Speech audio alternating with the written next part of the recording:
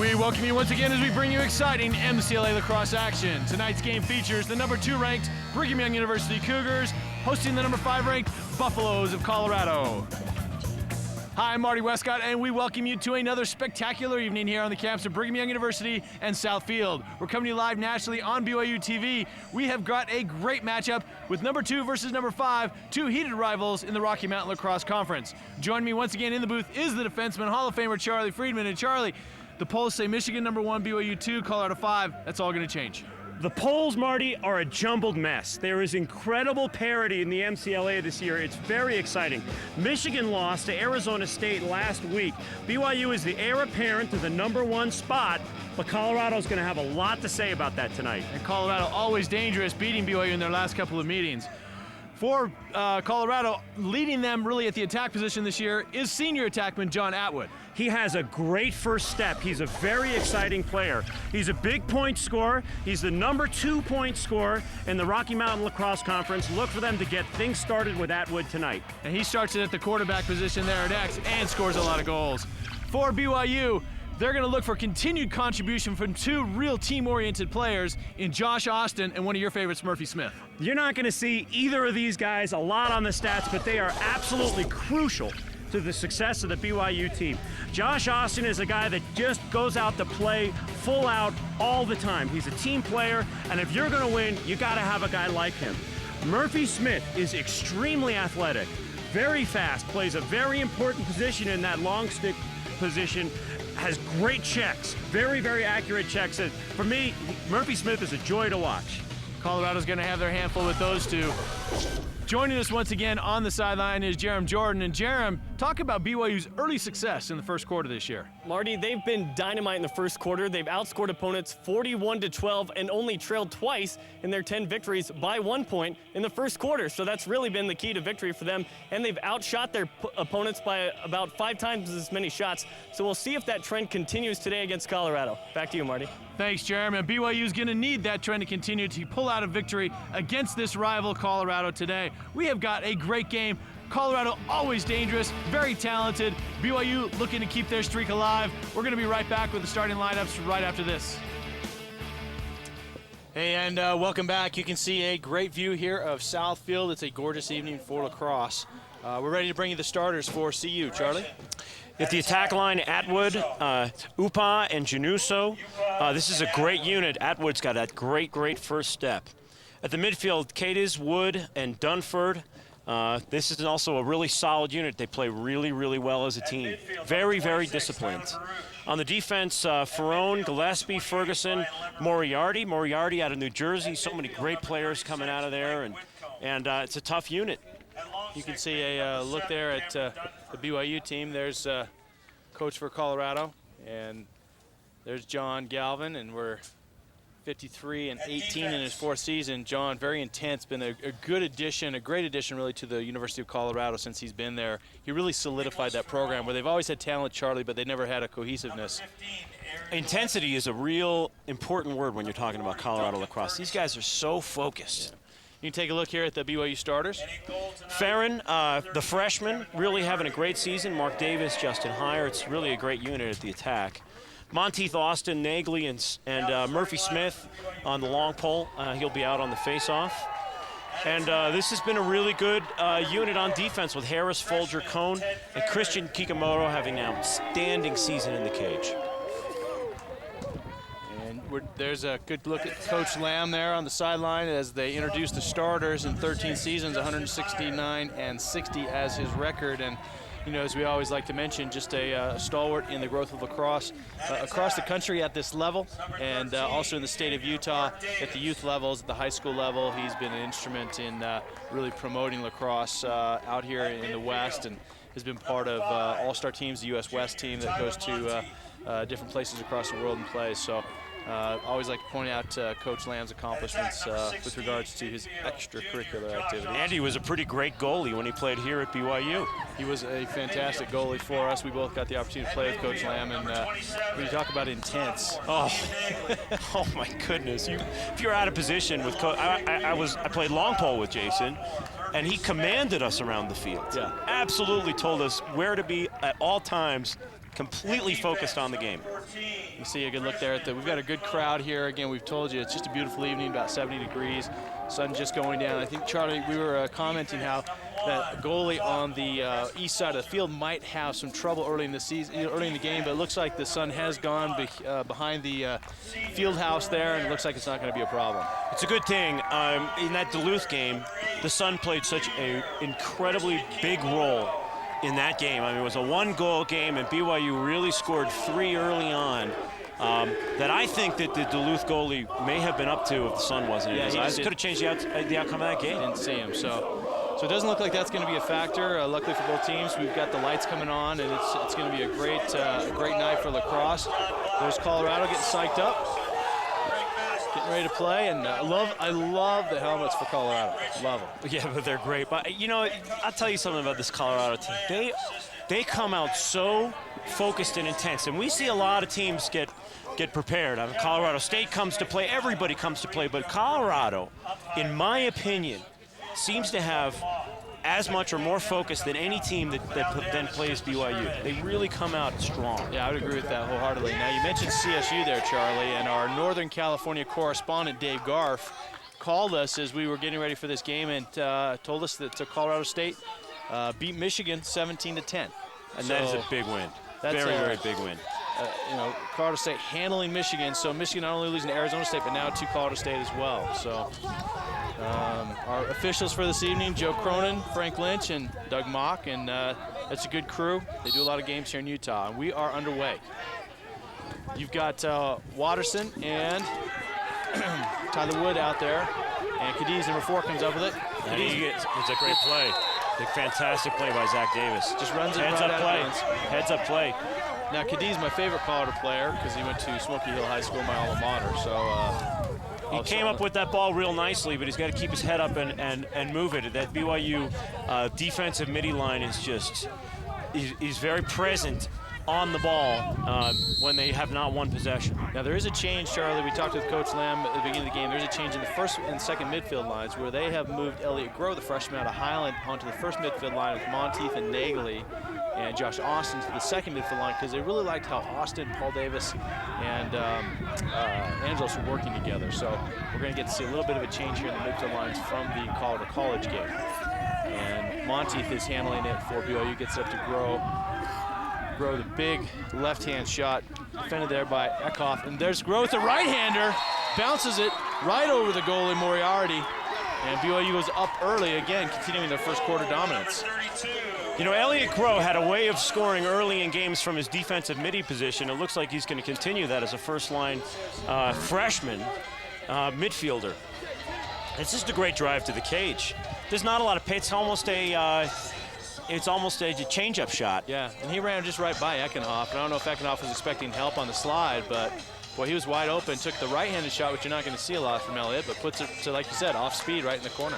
It was placed really, really well, bounced off of the ground. There's some familiarity with this field for sure for BYU. I mean, it's always an advantage when you're playing at home.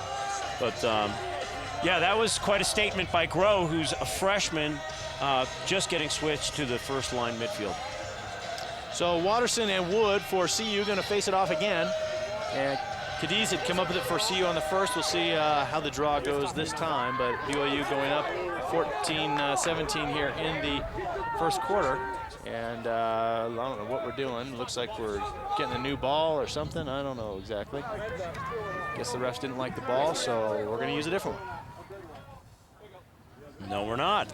And I've never seen so much concern with the ball before, Charlie. No, but I think they got the right one. That looks like a really good ball. Usually if it's round, they'll play with it, but that's a and nice there draw. goes Watterson. The draw, picks it up, gets it up to Mark Davis, 13, over to Farron, number 4. Farron defended there by Ferguson, number 40. And Davis defended there by number 15, Gillespie. And Aaron Gillespie from Cherry Creek High School, went to the same high school Christian Kikumoto is. And there's Heyer trying to drive. Gets stripped there by a long stick midfielder. That's Ferguson, number 40. And it was a great check. It's the last check you're going to throw when you get beat behind the cage like that, but he landed it. That was a very important check for him to hit. Ferrone bringing it up for CU, going the other way, long stick. Just hold on to it too long. Josh Oswin pokes it out of his stick. Zach Davis trying to come up with it, can't get it. The ball's still on the ground. trying to scoop that ball out of there. And still loose. Britt Cone trying to close it, can't do it. And Scott Cadiz, number 4 for Colorado, comes up with it. The senior out of Smoky Hill High School. Now, Colorado is an extremely disciplined team, have been for a while. They're going to want to possess the ball, get comfortable, settle in, frustrate BYU a little bit with the pace of their game. Very, very disciplined. Baroche gets it over to Lemery, 28 gets it over to Cadiz, number 4. The little freeze dodge. Cadiz right in front of the cage. Nice move. And a flag. And a flag. So he froze the BYU defender there, took the face dodge right around him, had a point blank shot there on Kikimoto, and the flag to boot. So very aggressive individual effort. Wow, that was a tough call on the slash. I didn't see it on the replay. Yeah, I didn't see the slash, but I did not see a good slide by Preston Folger on that play. Folger needed to take the body out, and he went for the stick fake, but it was a very, very strong, confident move by Cadiz. Very important for Colorado to establish themselves early. I think they called him, it looks like he got him a little bit on the head, and so CU's going to be a man up here for a minute. Watterson taking the face off, gets the draw, slips, trying to come up with it. And Murphy Smith going to cover this ground ball, so BYU is man down. They're going to look to kill this penalty higher, gets it in the box. We'll see if BYU switches offensive players to hold it. Hires double teamed there by Ferrone and number 25, Gray. Monty now controls it. And defended there by Cameron Dunford, number 21, captain for Colorado. And here goes Groh, he's taking it to the left. Defended there by number 12, Casey Zelenik, out of La Costa Canyon, Carlsbad, California. And BYU is going to successfully kill this penalty as Steve Nagley comes on. And Farron with the fake pass. Farron defended there by number 40, Duncan Ferguson for Colorado. Mark Davis defended there by Gillespie. This will be a great matchup all night long. That's going to be a fun one to watch. And here's Groh going against number 12, Zelenik. And again, he just goes down to the right, going for the left. And tries to flip it there to Nagley, can't quite get it to him. Nagley drives in the middle with a hopper. Steve Nagley with the hop shot. Right over the shoulder of the goalie. You know, Marty, I'm not seeing a lot of movement by the Colorado defense. I'm seeing a lot of one-on-one. They're trying to play the Cougars straight up, and I'm not sure that's going to be the right way to handle this Cougar attack. And Nagley puts it right over the stick. Goalie just did not see it. Slow to react, but it just was right over his stick. See, Nagley's making a drive there. I mean, you know, about 5 steps before that shot that Nagley is looking to shoot, and the defense should be sliding at that point to prevent the shot. Austin coming up with his own face-off. Gets pushed there by Cadiz. Cadiz going the other way. He's got wheels. I like Cadiz. And he's going to go right in with the left hand and intercepted there by Britt Cone. Such a great stick that way. It's just really heads-up player, intercepts a lot of passes. Britt Cone. Kikimoto bringing it out for the Cougars. Finds Tyler Saby, number 30, freshman out of Heritage High School in Colorado. And he gets it up to Justin Heyer, number 6. And we get BYU substituting, getting their offensive unit in. Boy, I love that matchup that Mark Davis has drawn.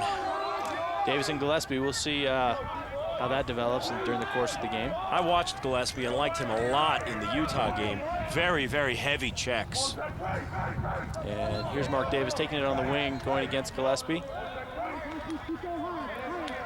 And like you said, Charlie, you were mentioning before the game, a lot of shadow checks, just a lot of stick movement there by Gillespie. Yeah, it's almost like he's fly fishing out there. He's throwing the head of the stick up there. And there's Mark Davis, just finds a crease, snuck that stick in there and shot it backhanded and scored.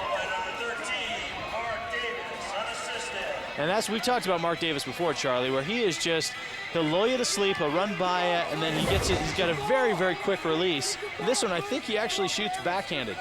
Yeah, he's got a second gear, and when he kicks into it, He's very tough to stop. Nope, didn't shoot it backhanded, but just got position and was able to take advantage. And Colorado's going to call timeout. BYU with the early lead here, 3-1, only 5 minutes into the game. And that's great news for BYU, but that also seems to be par for the season, where they've gone up early on most opponents and struggled keeping that lead. Well, Cougars seem to be playing with a lot of confidence tonight. Keep in mind, something happened in that third quarter against Division III Colorado College last week. I wish I'd been there to see it. The game was where in Grand Junction, Colorado. Is that right? Yes. And BYU scored 13 unanswered goals between the third and the fourth quarters. I'm telling you, something clicked. Maybe it's a confidence thing. I don't know how they did that. Colorado College is a decent team. Yeah. And that is seriously saying something. Now, if it's the same BYU team that we're seeing today that rattled off those 13 unanswered goals against Colorado College, then they could score a lot of goals tonight. Well, Colorado beat Colorado College 12-11 earlier in the season in a close game. And BYU, like you said, just seemed to come out in that second half and really has been on a roll as of late. They beat Oregon State last week as well. Since their trip to California, BYU seems to really have gained their confidence back and is really on a roll right now. But we'll see if they can keep it up here in this game. Colorado, I mean, certainly has the firepower to come back. Oh, and Colorado's tough. You know, I'm not going to play that game. I mean, some years you can really get a sense for how a team is going to play based on how they fared against mutual competition. And this year, you just can't do that. Yeah. The scores are so all over the map. The pollsters must be having an impossible time of figuring out how to rank the teams. And there's Murphy Smith. Just when you talk about tough checks, and they call the push on that. Coach Slam is not happy about that call. That was a tough call, I thought. Murphy Smith in great position. But, hey, we've got a second. Let's jump to Jerem Jordan on the sideline. Going to talk about where these rosters stack up. Jerem? Yeah, both squads have a very diverse plethora of players on their team from a lot of different states. BYU has 17 different states represented on their team, which you can kind of understand considering that the Church of Jesus Christ of Latter-day Saints brings in a lot of kids from all over the country. But Colorado, they have 15 different states represented. I asked Coach John Galvin, do you try and recruit it? He said, absolutely. We want to bring in the best in the nation here, and they have been. One guy that's not so far away is the one native Utah, who is from Park City, Mike Emerson. He's more of a role player, but the other night they used the home field advantage, if you will. They had a barbecue at his house. Back to you guys. Thanks, Jerem. The barbecue at the parents' house is always a nice thing on a road trip. So, especially one in Park City. Yeah, absolutely. So we've got BYU now controlling. CU had possession for a moment, and BYU was able to take it back. And Josh Austin now, who we talked about in the stand-up, gets it over to Justin Heyer. Yeah, and we should note that CU had a very effective clear setting up their offensive possession. BYU is an incredible riding team. It's definitely one of the strengths. But they've always had trouble riding against CSU, or CU. CU has always had a nice clear. Well, I think a lot of it's the talent level at CU. They've just got people that these kids are coming across the country, a lot of kids from Colorado who know how to play. So here you go. You've got Paul Davis now, number 7, going against Cadiz. And Davis looking to, with a nice split dodge. Oh, Cadiz gets back, though. That was nice defense by Cadiz. Really got faked out in that split dodge, but got back in the passing lane and was able to knock it down. He is a very athletic player. I really like Cadiz. Angelos gets it up to Paul Davis. Paul Davis, a little freeze dodge. Cadiz doesn't go for it. Now Davis to the left. Rolls back to the right. Paul Davis looking a little quicker out there today than I think we've seen him this year. Really kind of coming into his own. Here's his brother Mark. Again, with just that drive where he just runs right by you. And here goes Justin Heyer. And Justin just didn't get a big shot off. Just kind of tried to place that shot. And a nice save there by Moriarty. Not seeing a lot of movement off the ball for the Cougars right now, and I'd like to see a little bit more of that. They're settled into that 2-2-2. I'd like to see some picking on the crease and guys off ball trying to get free. Angelos defended there by Eckenhoff. Angelos goes right by him. Angelos, tried to find Heyer on the crease. I don't think Justin was looking for that ball. Hit him right in the stick and popped out of there. He threaded the needle on that one. Now let's see CU's clear again here. Here goes Gillespie, number 15, out of Cherry Creek. Nice clear. And just pops it out of bounds. Unfortunate. It's a mental error. It's, you know, it's tough. Sometimes it's tough to make that pass after that long run. And substitutions for both teams. There's a good look at Coach Lamb. BYU will take that ride, but that was. They don't take possession from anything they did on that ride there. It was really more of a mistake on no question the part of Colorado. And Cohn's going to take it across. So was that Folger? Folger gets it up to Monteith. So a nice clear there by BYU. Now Monteith with a nice dodge. Tried to just go big left-hand shot. Just played catch with Moriarty right there. Unfortunately, Monteith loves that high shot, and he's got to mix it up. I'd like to see him put it on the ground a little bit more. There we go. And BYU continues to ride. Nagley higher, trying to come up with it. Colorado's got to clear it out here. They got to get it in the box. Getting close to that 20 seconds. Yeah, they got to get it in the box. They get across the line, and still hounding away. Elliott Groh out there. Yep. And CU's gonna, yeah, they've got the 10-second call now. They got to be worried about. Running out of time. And boy, they're just. There you go. Coach Lamb. That's a tough ride. Yeah. That's one to be proud of. I mean, they didn't take possession, but you're talking almost 30 seconds because they almost had the 20-second call, and then Monteith going the other way quickly, and then they had the 10-second call there. So that's a great hustle ride by BYU. Yeah, it's tough. Ball goes through higher stick there. And it looks like we're getting substitutions for BYU. Paul Davis going for Monteith.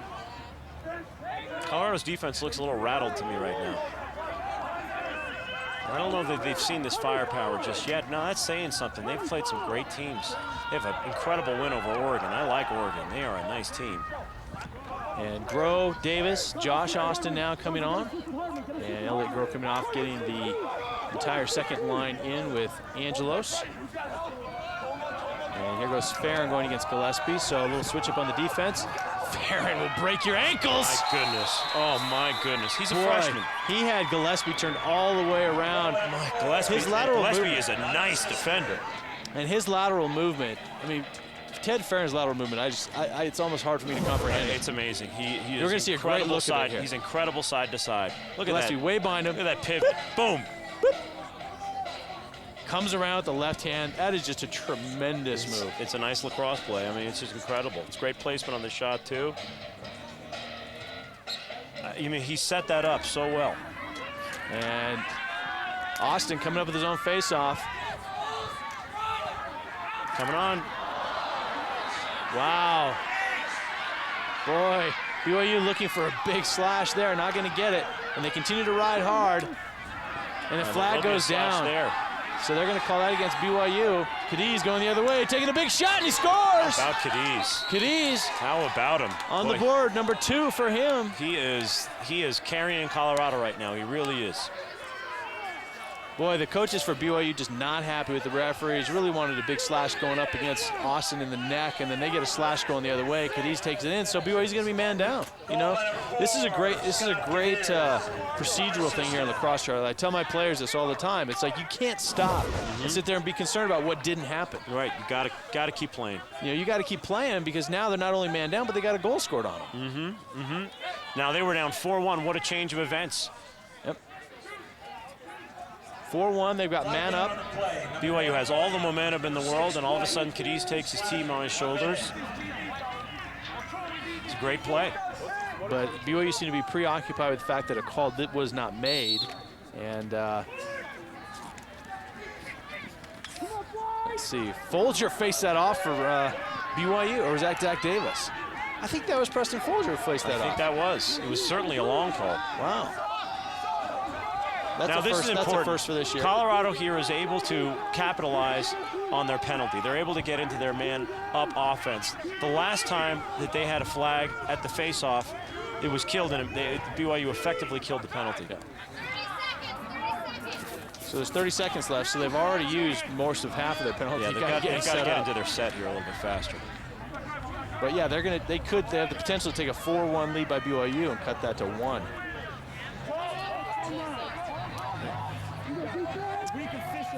Whitcomb, number 36, gets it to Atwood, number 5. Atwood goes across the field. That's a nice pass. Oh, there's a nice save by Kikumoto.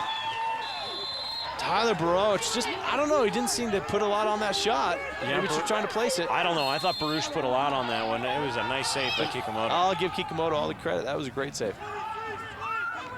And here goes Atwood from X. Looking for cutters. Baruch, number 26. Getting hassled there. Januso, number 11. There's a nice shot there by Upa, number 2. Colorado settling nicely in. by Getting Atwood. more comfortable in there. Atwood defended there by Harris. Again, another great matchup. Atwood drawing BYU's number 1 poll. I mean, I don't think there's any question that Harris is the number 1 poll for the Y, and that one will be a fun one to watch. Oh, and there's a nice shot there by Baruch. Look at this. Colorado fighting back in. So the game now 4-3, where it was all BYU but 2 minutes ago at 4-1. BYU threatened to run away with it, and Colorado, boy, lots of team character. Baruch, number 26, had the last 2 shots, and a nice shot there, puts it by Kikumoto. And the refs checking the sticks as they do now. Random stick checks allowed, and you can take a look here at the replay. Baruch with the just underhand, right hand Zach Davis is a fantastic screen, understanding how difficult it is to see the ball when you shoot around your defender.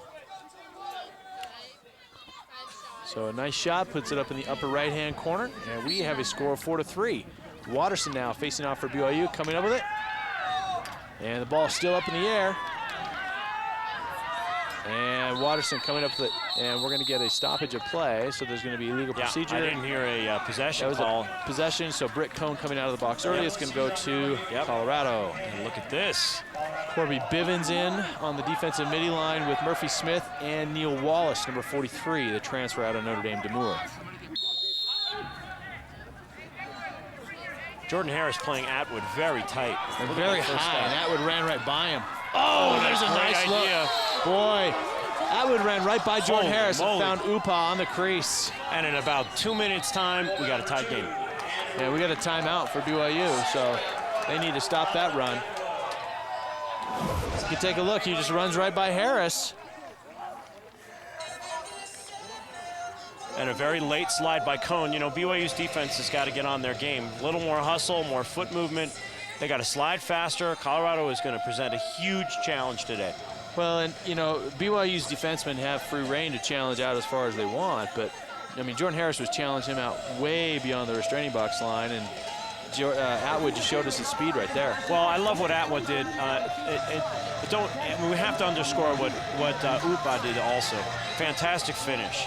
It's not an easy thing to do, and Upa was right there, right in the right position, breaking towards the cage, creating space. It was a fantastic play. Yeah, that was a very nice play there by Colorado, and they've tied up the score. So, you know, but 2 minutes ago, BYU seemed to have this thing completely in control. You know, out shooting CU. I mean, CU I think only had 1 shot, and now it's 4-4. So, you know, lacrosse turnarounds very quick, and if you're not prepared, I really think that stemmed from that, you know, that non-call. BYU got caught up in it. They score, they get the man down, they score, and now it's going the other way, they score again. So I think you're right. I think there was a big momentum change, and the Cougs let that get to them mentally, and Colorado took advantage of that. So Austin going to face it off for BYU against Chris Small, another freshman out of La Costa Canyon. We've got a number of freshmen from La Costa Canyon, one of the great programs in Southern California. Was down, happened to be in Southern California with my high school team this week, and got to see a little high school lacrosse. We did okay, winning our games, but it was just fun. We got to see a couple of other teams play, and just, you know, it's good to see the level of lacrosse rising and the popularity of the sport. And I'll tell you, the field that we saw was right on the Balboa Peninsula, and the field was right next to the beach. It was beautiful, Charlie. You'd love it. Cannot beat that. There's another big shot. Januso. You know, Colorado has good shooters. There's a lot of pace on their ball, very accurate. I like that part of their game. Januso, another freshman out of La Costa Canyon. So the freshman from La Costa Canyon making an impact here for CU. And there's Januso right there, number 11. Gets it over to Upa, number 2. Gets it up top, number 17, Mike Emerson, out of Park City, Utah. And Atwood, number 5. Emerson's a freshman also, right? Emerson's a sophomore, actually, yeah. And here's Atwood against Harris. We've got some really good young players here. Krasuski with the shot. Krasuski out of Chicago. So again, talk about the variety of diversity of states. You know, you got Illinois, California, Colorado, and Utah. I mean, just it's great to see. Who wouldn't want to go to school in Boulder? It's a fantastic campus right at the base of the mountains there with the flat irons. Flat irons are gorgeous. Skiing, it's just, you know, it's a great place to go It's to a school. fun town. Downtown Boulder is a great place. So CU working their offense now. That's number 45, Tyler Snyder out of Arapahoe. Oh, there's a big shot. That was Emerson, number 17. Arapahoe, the alma mater of Jordan Harris, and the #1 ranked team in Colorado right now. So Is that right? yeah, they're doing very well. There's Atwood. Great pass. Oh, and there's a great shot there by Atwood. And that was Krasuski, number 7, outrunning Saby, number 3 for BYU. So Staby had the draw. It looks like he maybe a little hobbled with that knee. Saby's in there for Folger. Folger had that penalty earlier, and not sure if he's don't see him hurt, so he's just not back on the field yet. Krasuski, number 7, gets it over to Januso. He gets it back up. Baruch, number 26. Whitcomb, number 36. There's Atwood, Januso. Now Colorado is doing, right now you're seeing what Colorado is very comfortable doing, controlling the tempo. It's frustrating to the defending team to have to play so patiently. But Colorado is a very, very disciplined team, passing the ball around, picking their shots, slowing down the tempo of the game. Lemery to Baruch to Whitcomb.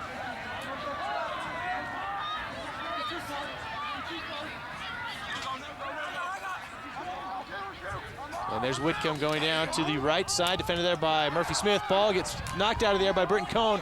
Looking for cutters, Whitcomb. Ball's knocked down by Zach Davis. Ball's in the air. Saby, number 3, coming up. That gets it to Nathaniel Robinson. Robinson trying to control it. He can't. Picking it up. And Lemery, the freshman out of New Jersey, picks it up and gets it to Atwood. Time is running down. You've got 17 seconds here left in the quarter. Whitcomb trying to drive it down to Zach Davis. It's a great check by Zach Davis. Wow, That is over the head. That's your home run check. You miss that check, he's got a clear path to the cage. Britton Cohn bringing it down. There's only 5 seconds left. Don't know if he knows the time or not. He does, and he takes a shot. Goes wide, so good effort there by Britton Cohn.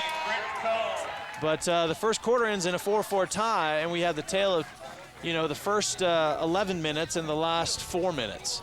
Because the first 11 minutes belong to BYU, the last 4 to CU. We're going to take a break here during this. We're going to be right back. Stay right with us. We got a game on our hands, folks.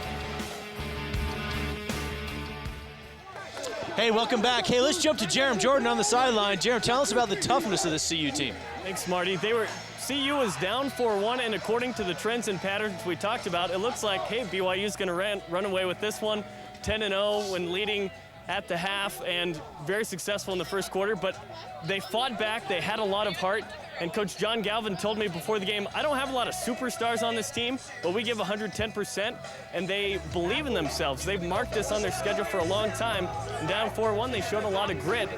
Coach Jason Lamb told me that in the first quarter, they do very well, but then they start analyzing things, and it looked like they kind of started analyzing things in the first quarter this time around. Back to you, Marty. Thanks, Jerem. And we've got a, looks like a withholding. You know, they may not be a team of superstars with standouts, but boy, I like 3 guys on this team a lot. I like Upa, I like Cadiz, and I like Atwood. Tyler Wood with the shot there. So Tyler Wood, another captain, senior out of Princeton, New Jersey, took a nice shot. And Atwood gets it up to Emerson, number 17, over to Mike Britt, to Upa, Januso over to Atwood. So BYU rotating their long poles in there. Jordan Harris taking a minute. Mike Britt, number 16, going against Wallace, number 43. And there's Atwood. Oh, and there's a nice feed. Pass. Atwood finding Tyler Snyder, freshman out of Arapahoe. And CU goes up 5-4. How about this? We got a game. Assist by number 5, John Atwood. BYU defense is just too slow rotating to the ball. It's just too flat-footed. I think they have to think ahead a little bit more and understand Colorado is redirecting the ball. They're putting it back at X. Most of the defense has been drawn to the side where the slash to the cage came from, and they're going to redirect to the other side. As a defenseman, you have to understand where the ball is going to go. I'll tell you something else. Colorado is controlling this game since the middle of the first quarter at the faceoff. Yeah, they're doing a good job. And that's letting them dictate the pace of this game. And I think that's why Colorado was able to control here in this last 7 minutes. So Cadiz against Zach Davis, number 2. And now Baruch gets it over to Lemery. And now Upa, number 2, gets it up to Lemery, number 28. And Murphy Smith trying to take that one away. Can't do it. The ball going to get out of bounds. It does. BYU's going to have an opportunity. That's hard, tough-nosed play by Murphy Smith. That's tough play. There's a lot of defensemen that would have let that go. So now, he's going to pick that up. I'm not going to have a chance of running at it. And it's true. Midfielder picked the ball up, but Murphy just ragged him and ragged him and ragged him, and the throw was off to his outlet. So that's what we're talking about with the effort of Murphy Smith. Now you notice here, Charlie, this is something BYU is doing quite often, is they'll bring a defender off on a dead ball situation and bring an extra midfielder on to help clear. Well, which is what they should do. And now you've got Paul Davis at the midfield X, and they are clear, and Tyler Monteith stays back. So now they switch it back on. And it has been a little while since we've seen BYU on offense. They gave that defense a nice rest, a little bit more confidence. So Farron gets it up to Angelos, number 11. Josh Austin going against Casey Zelinek. Over to Angelos. Angelos going against number 44, Eckenhoff. Now Austin back going against Zelinek. Finds Paul Davis with a nice little face dodge. Paul Davis with the left-handed shot. And Moriarty able to stop that one. Higher, gets it up to Davis. Davis now going against the long pole, Willow Toole. Over to Austin. Down to Farron, down in the corner. Farron going against Duncan Ferguson, number 40. And Farron likes to take it and just speed dodge by his man. And we saw this before with the roll dodge back the other way. The lob pass over to Davis. Barely got that over to Paul Davis. It's a good look, and then Paul Davis takes a nice shot, but Farron probably needs to get a little bit more on that pass. Farron with the shot. Nice save. Moriarty barely gets that one, Great but it's a nice save. Colorado leading in shots 14-8, and that was evidence in the last 4 minutes of the first quarter and beginning of this quarter. Let's see how BYU rides. So Eckenhoff now bringing it down, and BYU is offside. BYU is offside, so there's going to be a man down again. 30-second penalty and an opportunity for Colorado to score. Atwood going against Folger. What a recovery. What a recovery by Colorado. 4-1 is a distant memory right now for BYU. And here's the continuation of play. Atwood going against Preston Folger, number 1. And scores! So just beat Folger, comes around the top of the crease and scores. And CU now leads 6-4, and they're going to have a man up. You know, a lot like Ted Farron, Atwood has a great first step, and he's very, very good laterally. Now, the penalty was a technical, so the penalty is waved off with the goal. He kicks it into gear right there. He just got a great lateral move. And he's beat him and takes a shot. So Colorado leads 6-4, and kind of as we mentioned in the stand-up earlier, Colorado has had BYU's number the last couple of years. Yeah, and Colorado plays very, very well from the lead. They're not a team that's built to come back quite as well as they are to dominate from when they have a lead in the game. Although they came back very well in this game. So far.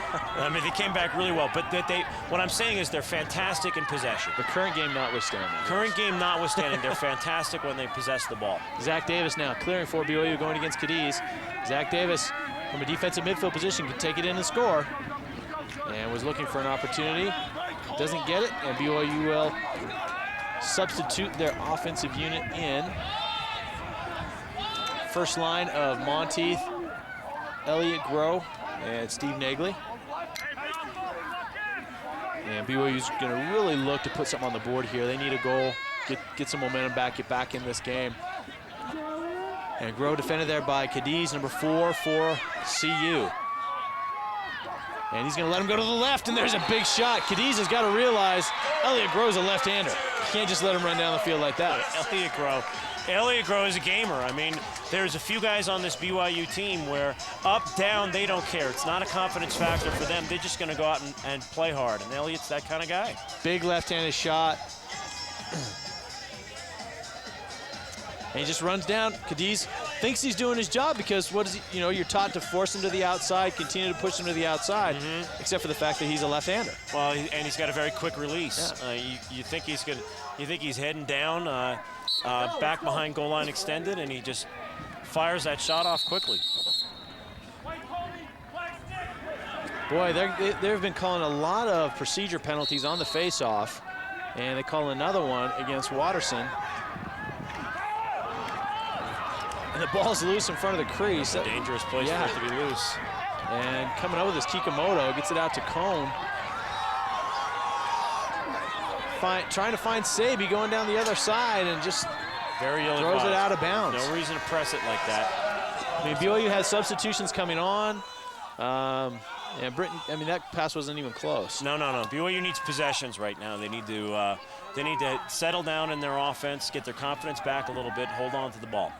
Britton's been a brilliant freshman, but that was, that was, I guess, a freshman mistake, if you will. It is. I mean, it's cliche to say, but you learn. I mean, a couple years into your career, you don't make that pass.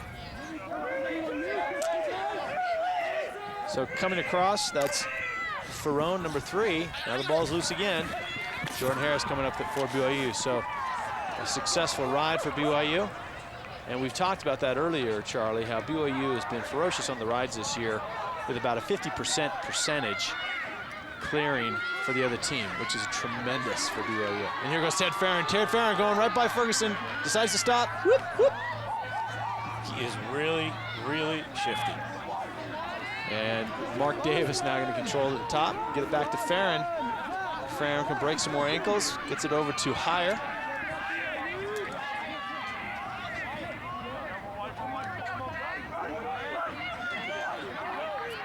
And BYU just getting substitutions on, so the attack working the ball as BYU gets their first midfield unit on. Elliott Groh, Monteith, and Steve Nagley. So here's Nagley going against Mike Britt, number 16. Nagley coming across the top. Here goes Groh with another left-hander.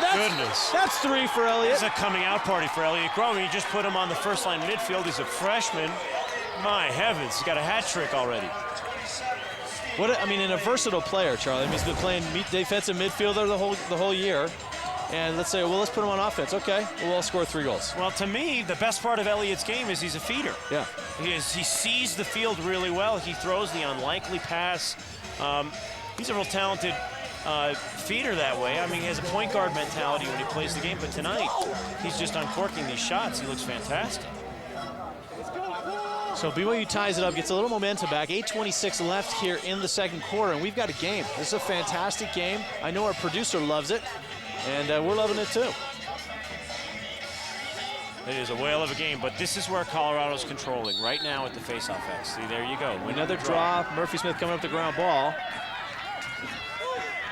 And just Murphy Smith has some great stick work with that long pole. It's fantastic to watch. Jordan Harris Looking for Paul Davis now, just directing traffic. That was a nice clear there by Jordan Harris, telling Paul Davis to go long. Good defense, good defense. It was good defense. Some terrific defense. And there's riding here. Mark Davis just all over Moriarty. Moriarty takes a big shot. It's a tough and Murphy pass. Smith. Tough pass. Murphy Smith with a shot and goal! Murphy Smith, wow. Wow. Now that was just heads up. Moriarty being out of position. Yeah, it's tough. I mean, Moriarty, and he found himself out there. That's Mark Davis's goal. I mean, congratulations, Murphy Smith. I think that's great, but that's Mark Davis's goal. Mark Davis forced the bad pass here. He got Moriarty out of position. Justin Hired hits him. The ball's loose in front of the cage, right outside the top of the restraining box. You can see the continuation. So here's Moriarty. Boom, takes a shot. He's way out of the cage, has no chance to get back. Murphy Smith, this is one of those you're too open, make sure you don't miss it kind of shots. All right, man, that's Murphy Smith would never have lived that down if he missed that cage. Fortunately, he hits it. Zach Davis, I've never seen that happen to Zach Davis before. And that was an interesting pass. He just got knocked over and still able to make the pass. BYU calls timeout before that ball was loose. It's a smart timeout. But wow, 7-6. Momentum. I mean, momentum. This game is crazy. It was 6-4 about 2 minutes ago, and boom, boom, boom. Now it's 7-6 BYU.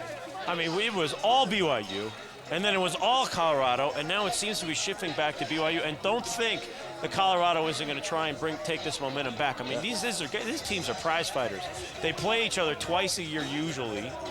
They just know each other. Take this game very seriously. Well, this is going to be a great one. And I've been waiting to see this one all year as well, because Colorado, sometimes they show, sometimes they don't. They played everybody very tough. They lose to a Texas A&M team, barely beat Texas in overtime, and they dropped to Santa Barbara. Now I think Santa Barbara is a team that's getting better. Absolutely, and then they beat an Oregon. So, who's coming today to play? Well, one thing I think you can draw from all of that, and again, it's so hard because of the parity in the league this year to decide, what game you should and shouldn't win based on who you've played. But Colorado has gotten up for the big games. Oregon was a big win. And that was a great win. Beating Arizona State was a nice win in Arizona. Those were all nice wins for Colorado. I think that they realize when they're playing a team that's really great, and what they're going to have to work on is understand when they have a team that they should beat, how to put that team away. Well, BYU's had some similar issues. They've had some complex games, and more on that. Jerem Jordan on the sideline. Jerem? Thanks, Marty. It seems that BYU likes to play its close games on national television against its best competition. Minnesota Duluth, Colorado State, and now Colorado. And lucky us, we get to sit here and see it live. Thanks, Jeremy. It's great. It's a great job. Hey, it's a lot to talk about. But these close games, man, they wear on me. I mean, this is some great ball. There's some times when I like to sit and watch a blowout, but that's not going to be today. Okay, now Colorado has moved into a zone. BYU has inverted and put Ted Farron and Justin Heyer up top. So both teams showing a little gamesmanship here. And we'll see what happens. Austin. Oh, and boy, did he luck out. Josh Austin threw that thing out of bounds, and it hit the referee. Yeah, that was going out of bounds for sure. Paul Davis up to Josh Austin. Get it over to Angelos. Let's see if BYU can penetrate this zone. Colorado, I like this zone. They're very active in there defensively. There's not a lot of space in there for BYU to work on the inside. Austin getting it up to Farron. Over to Davis. Back over to Farron. BYU being patient, just moving the ball around, looking for some cutters.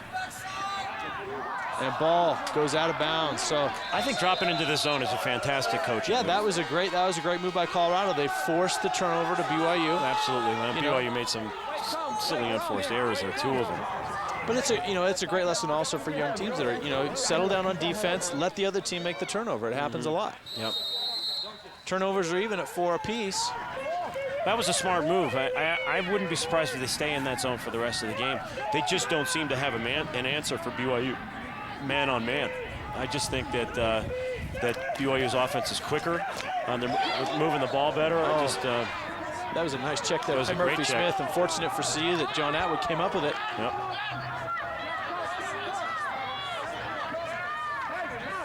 And Atwood and Harris, this is a great matchup. Atwood trying to run by him again. Yep. Harris has nothing of that one.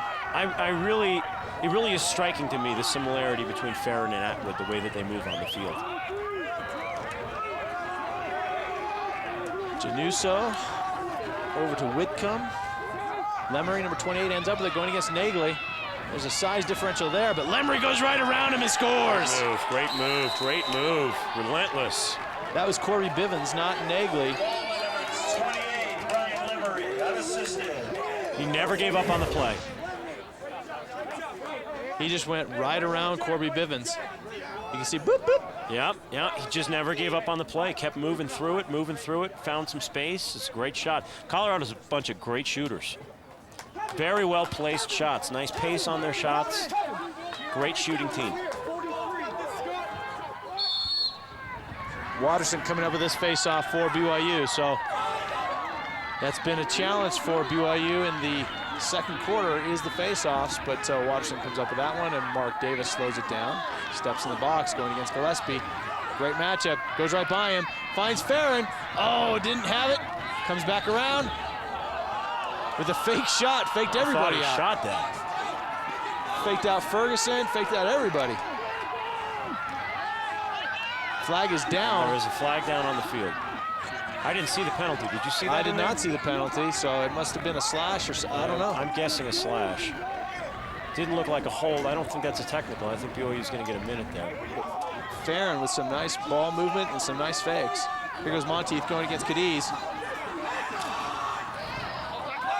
Ball's down. Again, the continuation of play. Yeah, I don't understand that. And you saw the CU player stop. It's tough. And there's a nice shot. And it ends up in a goal. I mean, it is so subjective. A feed and a shot. It's so subjective. And there's another penalty. I'm not sure what they're going to call. Maybe an illegal body check. No. Somebody celebrated too much or was too angry after that one, and we'll see. My guess is that flag is on BYU. Excessive celebration. Well, let's see. Mark Davis got put down, and he was excited when he came up with it, so we're going to see. There's two Colorado players coming off. Very well, yeah, there you go. That could. Well, there was a couple things happening there. I think it's right there. First of all, it looked like a hit from behind to me on the shot. Yeah, they're calling that on Ferrone. Illegal body check. 2 men down. So those are those won't release on the Those won't release on the penalty, right? Yeah. They're both personal fouls. Making this face-off very, very important. The referees are conferring here a little bit. We'll take a look at that goal once again. Monteith finding Mark Davis on the crease. What a great look, a great find. Now, there's a couple of things going on right there. I think they missed that hit from behind. But, you know, I mean, you're very close in there. I mean, I can understand the no call. Well, I think they're calling a dead ball foul, which is actually going to give BYU possession without face-off. That's important because Colorado's been facing off very, very well. They call the conduct foul.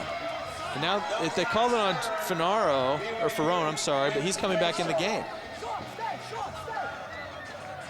So as a penalty on 3, he's back in the game. But in a situation like this, the referees just need to take their time to sort this thing out and get it right. So let's see, they are, well, they're 1 man down. I'm not sure how they're going to run it. 1 man down. So was the penalty released on, was the first penalty was released on the goal? It wasn't it was a technical foul. We don't know what that penalty was. But the first flag was released on the goal. The second flag, the conduct foul stands. But they call it on number 3, Ferrone, who's in the game. I don't understand that. But there's a fake there, and here goes Groh with another left-handed shot. Big lefty shot. Boy, Groh's not a big guy, but he gets a lot of pace on that ball. Get great form on that shot.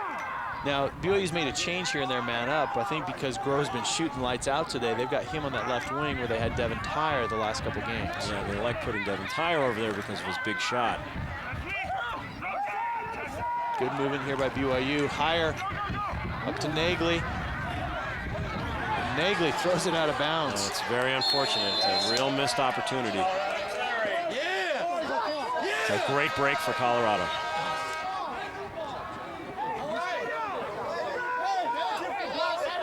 Now there's going to be a really tight space here. There's going to be enough room for BYU's ride to try and prevent Colorado to cross the midline. It's going to be real hard fought right off of the whistle here.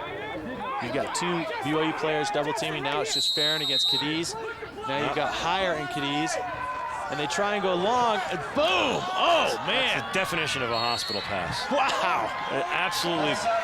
You're going to get somebody killed that way. Whitcomb, the absolute definition of a hospital pass. Whitcomb could have been just obliterated there by Harris and Groh. You just can't put that kind of air under the ball and let the defense adjust. They'll kill him. Whitcomb held his own on that. We'll give him that much. And coming across field to Austin, getting it up to Monteith. Nice clear. There's Farron now. Oh, it was loose, fake pass. Farron's got that fake pass, which really can freeze people. Farron's a very exciting player, but there are times when he holds on to the ball too long, and he's just got to move it out. Elliott with another shot. Hire backs it up. Boy, how do you game Groh plan for this? Just firing You never away. go into this game saying Elliott Groh is going to be the shooter. But he's got at least 6 or 7 shots and 3 goals. Here goes Hire. Sneaking in. Hire with the nice save there by Moriarty. What a great save. What a great save by Moriarty. Comes up with the loose ball. Gillespie now trying to clear for CU. Ball's loose, it's going to go out of bounds. And it does.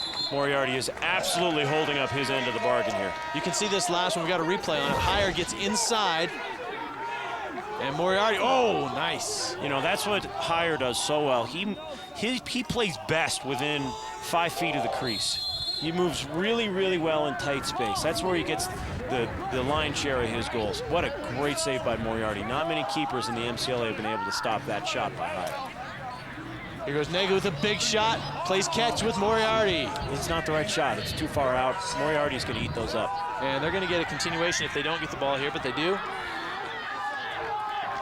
Dunford bringing it down. Gets checked from behind there by Monteith. Monteith comes up with it, and then he gets checked by Atwood. Boy, it's a tough play out there. They were really battling. Monteith kind of was lackadaisical in picking up that ball. It took a big hit there by Atwood, and now he's going the other way. So Monteith. The crowd is excited about that one. That all happened right in front of the stage. BYU has numbers. Oh, tried to force the crossfield pass there to Hire.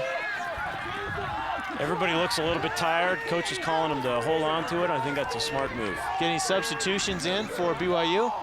After that big run. And Hire's going to slow it down as BYU gets their second midfield unit on. And CU goes into the zone. Is that right? That looks like a zone to me. Yep, you heard the bench calling for it. Yeah, bench called it out, and there they go. Well, let's see. This has been, boy, I'm telling you, I would stay in the zone if I were CU. Their first run was very effective. Look at that. It's good position. Very, very good position. There's a good look. He just couldn't make that pass. He tried to get Paul Davis, skip pass through, and Farron on the run just couldn't get enough on it. Farron, oh my goodness! Holy Hannah, how many freshmen have scored here for BYU right now? And Farron. Farron has 2, Groh has 3. Wow. The freshman class amounts for more than half of the goals here. We're going to get another look at this, which I'm very glad. Oh, goodness.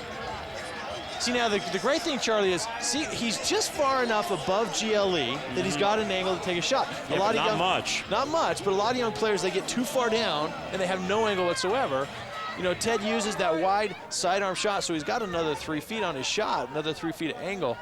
It's a great shot. I mean, if you're giving instruction for the kids, which we love to do. Like we're qualified. Yeah, right, exactly. Watch Farron's feet on that shot. He's set really well with his feet, and that generates all the pace on that shot. So BYU now coming, another procedure call on the faceoff. I'm telling you, this game is going to be won or lost at the faceoff tonight. Now, another beautiful thing I loved right there was Zach Davis got the ball in his stick, showed it to the ref, ready for play. Yep. So he's running down the field while CU substitute. Now, both these teams are playing to win. I mean, there is no give on either side here tonight. Mark Davis going against Gillespie. Oh, tries to sneak it up there to Ferris. Did I say Ferris? You said Ferris. Change his name?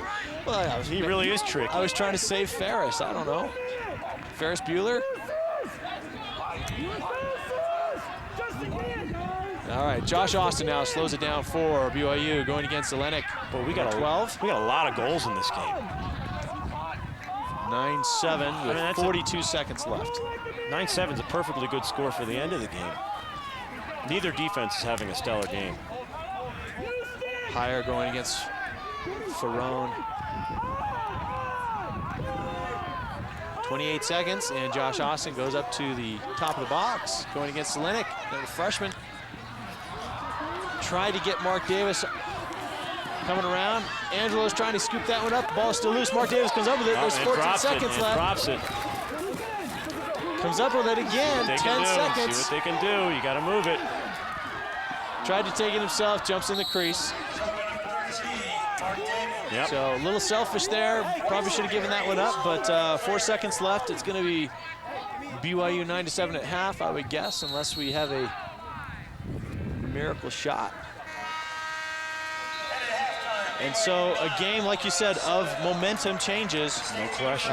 You've got BYU 9-7.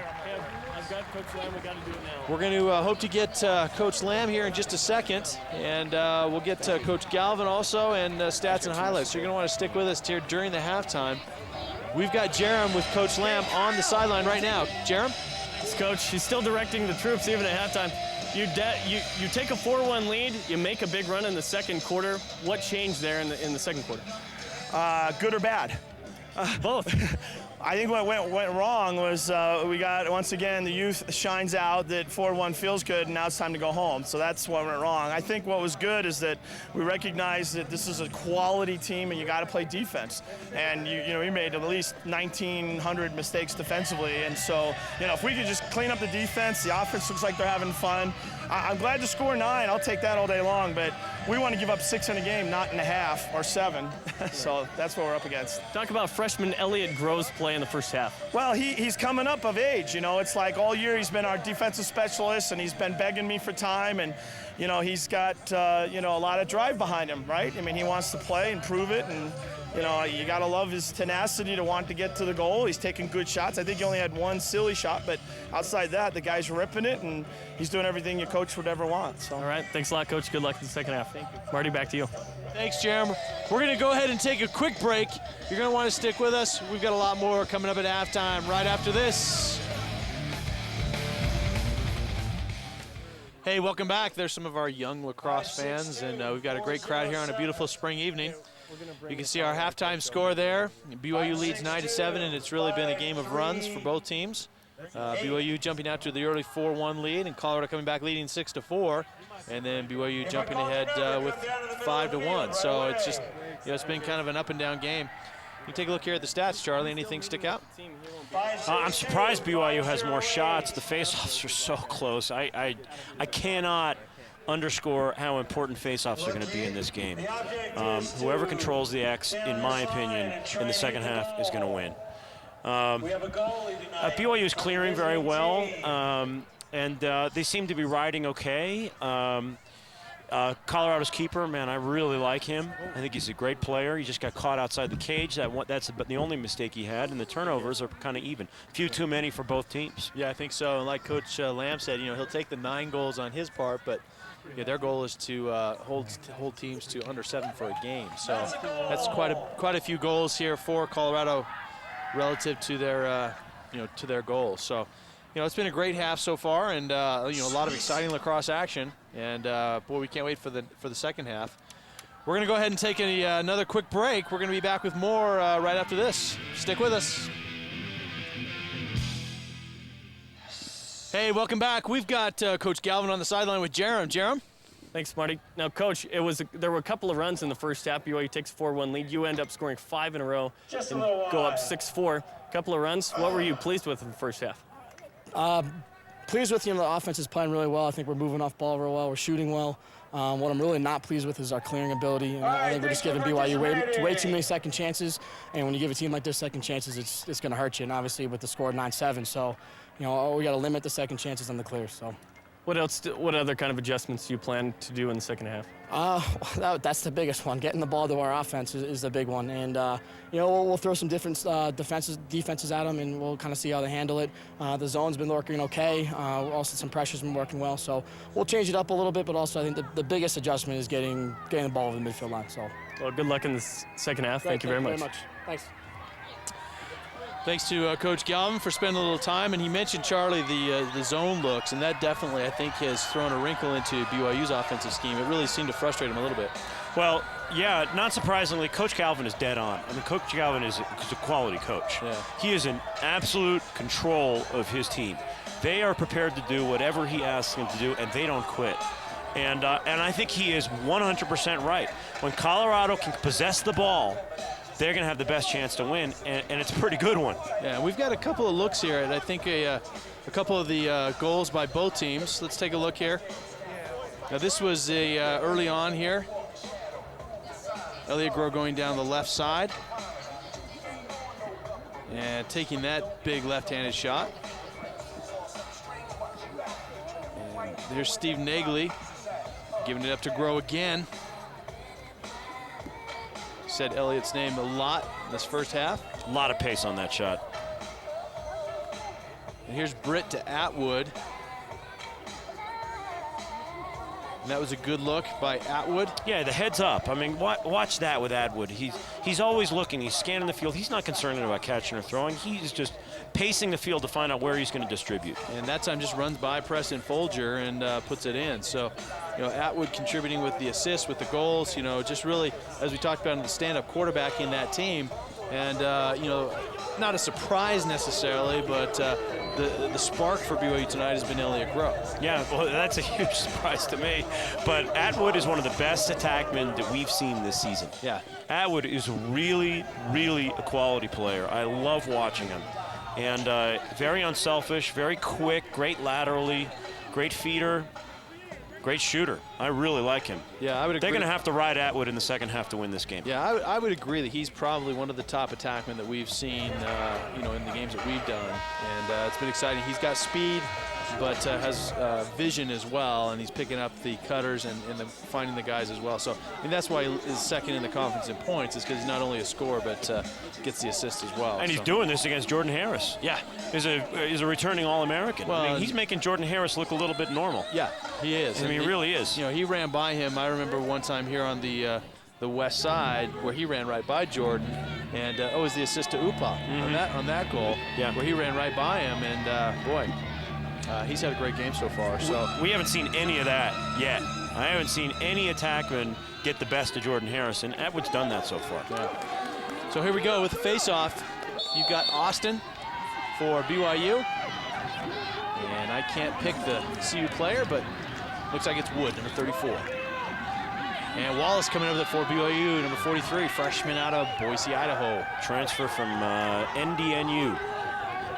And gets it upfield to Farron. Farron going against Gillespie, so a little bit of a defensive change for Colorado. Gillespie on Farron, and Ferguson on Mark Davis. Mark Davis gets up to his brother Paul.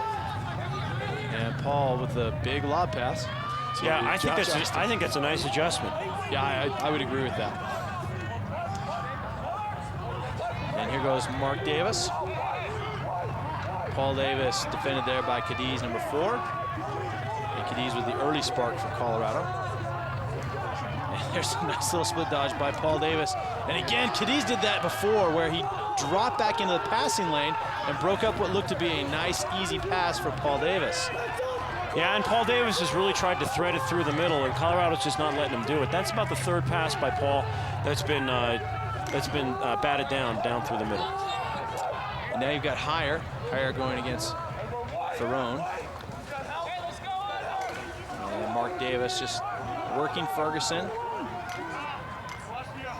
as he tends to do. Kind of just jogs along. Paul Davis trying to go top side, can't get it, rolls around back to the right, and gets it back to Farron. Farron going against Gillespie, number 15. Farron gets a little separation, can't find anybody to pass to. Austin. Because nobody's moving in the middle. They've got to move around a little bit more in the middle. Farron had a nice feed opportunity there. And Angelos going against Eckenhoff, gets it over to Davis. Davis going against Ferguson. Now let's see if Ferguson has a little bit more luck against Davis. Davis was really dominating that matchup. There was a good look. Mark trying to get to his brother Paul. Very active sticks in the middle. Yeah, good stick work by CU defensively. That's why I like them in that zone. It's very, very tough to penetrate the zone. I'm not sure why they aren't going to that more. Dunford trying to defend Austin. And Josh able to run by him with the roll dodge to the right. Looking for the shot. Backs away. It's a nice slide. Eckenhoff on the slide, number 44, gets it over to Heyer. Eckenhoff closed that off very nicely. It looks like Colorado's made some great defensive adjustments. Heyer with a fake pass into the crease. Mark Davis comes up with it. Shoots it right into the stick of Moriarty. Yeah, probably should have put that one on the ground. He had a lot of cage. He shot it to the one place where Moriarty was ready for it. Yeah, he had a lot of cage to the left side of Moriarty. Wow. And Colorado is having trouble clearing it out. Just what Coach Galvin talked about. I know, it's a lot of trouble. So you can see he's got that whole side open and whoop, right there. Right to the stick. I mean, he really had the right side, the left side of Moriarty wide open, right side of the cage. So you've got shots versus saves. Colorado 16 shots, 8 saves. BYU leading in shots and only 3 saves for Kikimoto.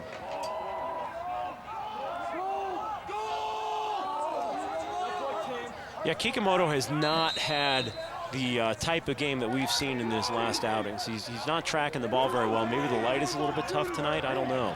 It's a very clear night. I don't know how it could get better for a night game. He has faced some point-blank shots as well. And Colorado is really good. They have a fantastic shooting core.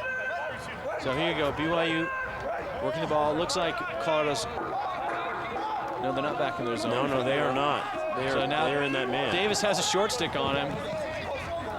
And he's trying to go against the freshman, Zelenek, number 12. Tried to just put it over to Farron. It's going to squirt out of bounds. It's tough to give up those possessions. Mark Davis saw that he had a short stick on, really wanted to take the freshman, and just couldn't quite get by him. Now, Colorado wants this clear desperately. And they need this clear desperately. They've been on defense for the entire quarter. Yeah, but they haven't had an offensive possession yet in the third quarter. Eckenhoff, 44, going against Farron. And Eckenhoff's trying to bring it all the way across. And he's going the one-man clear, and that's probably not the right move here. BYU has good riders. And look at it, he's able to do it. And Murphy Smith now. He hasn't gotten past Murphy Smith yet. And now the ball's down. And Harris comes up with it. So again, no offensive possession. Very frustrating. Kikimoto gets it off to Zach Davis, and Zach Davis is going to do his version of the one-man clear. You just know that he will. Is a little bit more effective than Eckenhoff's You know that he will. He's got to know someone's coming on. Protects the stick nicely. So nice work there by Zach Davis to clear the ball, get it to Monteith. BYU has had very strong third quarters this season. They really owned the third quarter. It's a surprise to me that they haven't scored yet. It's a tribute to the defensive adjustments that Colorado's made. Boy, and that ball just bounced right out of Mark Davis' stick. He fights to get it back. And they're going to call Colorado for a loose ball push. We're going to take a look here back. Kikimoto trying to pick up that ball. Oh, and got leveled right into the crease as he let it go. And that was a nice play. That's exactly what Colorado's attack should do. Monteith with the dodge over to the left. Takes a nice left-handed shot. It goes wide. Tyler Monteith has a very nice shot on the run. Able to get that ball released very quickly. A lot of young players can't do it. They have to stop and crank it up. And he's good to both sides on the run. And there's Heyer, same thing, and we're going to get a penalty. We're going to get a penalty. And I'm not sure what it is.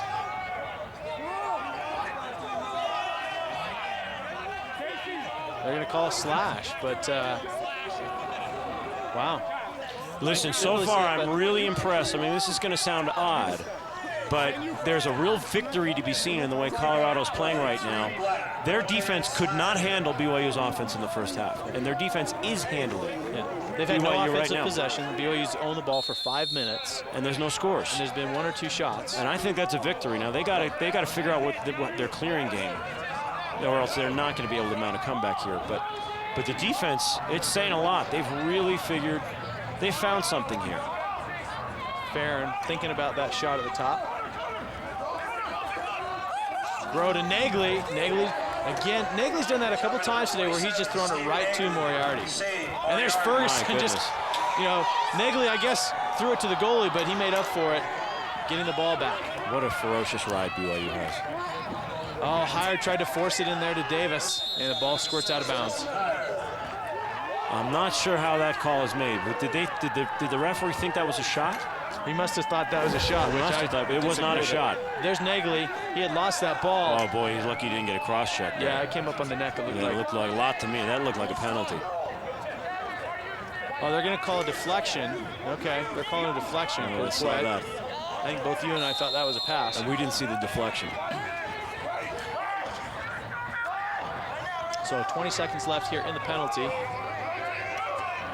And Monty getting it over to Nagley. Finding Farron on the crease. Oh, and CU shuts it down nicely. It's nice defense. It's great defense. They've really found something there. But they've got to solve this problem. Yeah, the clear. They have to solve this clearing problem. The clear is a big problem for them right now. Ball's loose in the midfield. Harris comes up with it. Well, that should have been a play on there. Yeah, absolutely should have been a play on. The referee made a bad call. Yeah. Because if it was on Colorado, that should have been a play on because Jordan Harris came up with it. Yeah, there should have been a no call on that, but they're doing a good job. I really do think the referees are having a good night so far. So let's see what the call is here. Okay, he's on his back, Yeah, that's the call. Yeah. But Harris picks up possession. I don't understand the stoppage. So it definitely should have been a play on. And the referees are. Or what? Okay, so what are we calling here now? Illegal procedure. Black, number 3. Technical. Oh, so they called him a. Was that a hold? No, it was an illegal procedure, but I'm not sure what the. Okay, now 3 was the player. He was out. Ferrone was out. He had the previous penalty, and I'm not sure if he maybe released early or if I'm not sure what happened. But regardless, he's in the penalty box for 30 seconds. okay. Well, let's see how many shots BYU can get up on here. Because I would agree with you, Charlie. Now you're into 6 minutes where BYU's possessed the ball in this quarter, only to have a few shots and no scores. Now remember, BYU's defense hasn't proven yet that they can stop Colorado. And there's another nice defensive play there by Colorado, especially on the man down, playing out that far on the man down. And that's a push from behind, and it's going to go to Colorado. Now BYU's defense is going to have to prove that they can stop Colorado. 7 goals is a lot of goals and a half. Cadiz now is going to try and clear it for Colorado and does so. What kind of adjustments did BYU make? And Cadiz shoots and scores! Shot. Holy moly, he is a one-man scoring machine tonight. So that's 4 goals Colorado, for Cadiz, right? Yeah. Colorado. Just coming right back, wasting no time. Man down, says, you're going to give me the shot, I'm going to take it. And that is the shot that you want to force. I mean, there's a lot of space between Cadiz and Kikumoto there. Yeah, I mean, I think you mentioned it earlier, maybe he's not seeing the ball very well. Maybe he's not. It may be but not Kikumoto's night. And we've certainly seen Kikumoto make that save. Cadiz recognized that. He smells blood. So BYU now 9-8.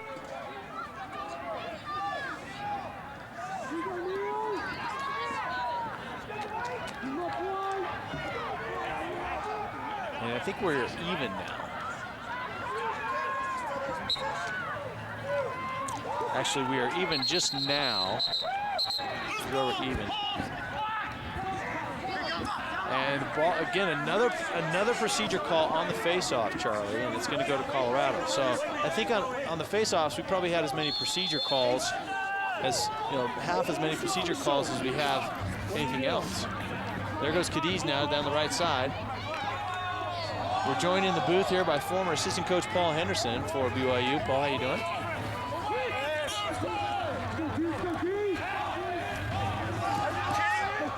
And Colorado settling it down.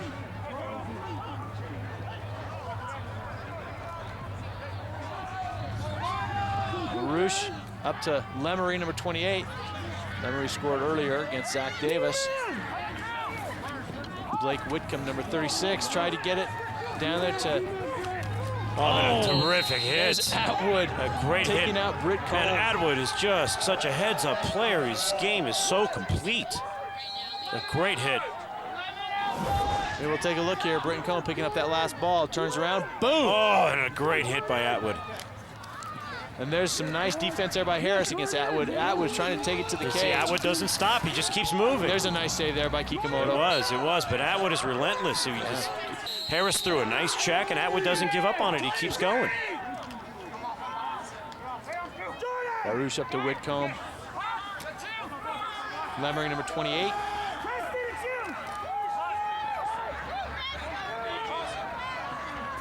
Baruch going against Nathaniel Robinson. Shoots it wide. Boy, this is Colorado's opportunity right here. They're looking sharp. BYU's defense needs to prove that they can stop them. Well, that's what Coach Galvin talked about. You know, they clear the ball once, they take it down and score. I mean, they possess the ball for all of 30 seconds here in the third quarter.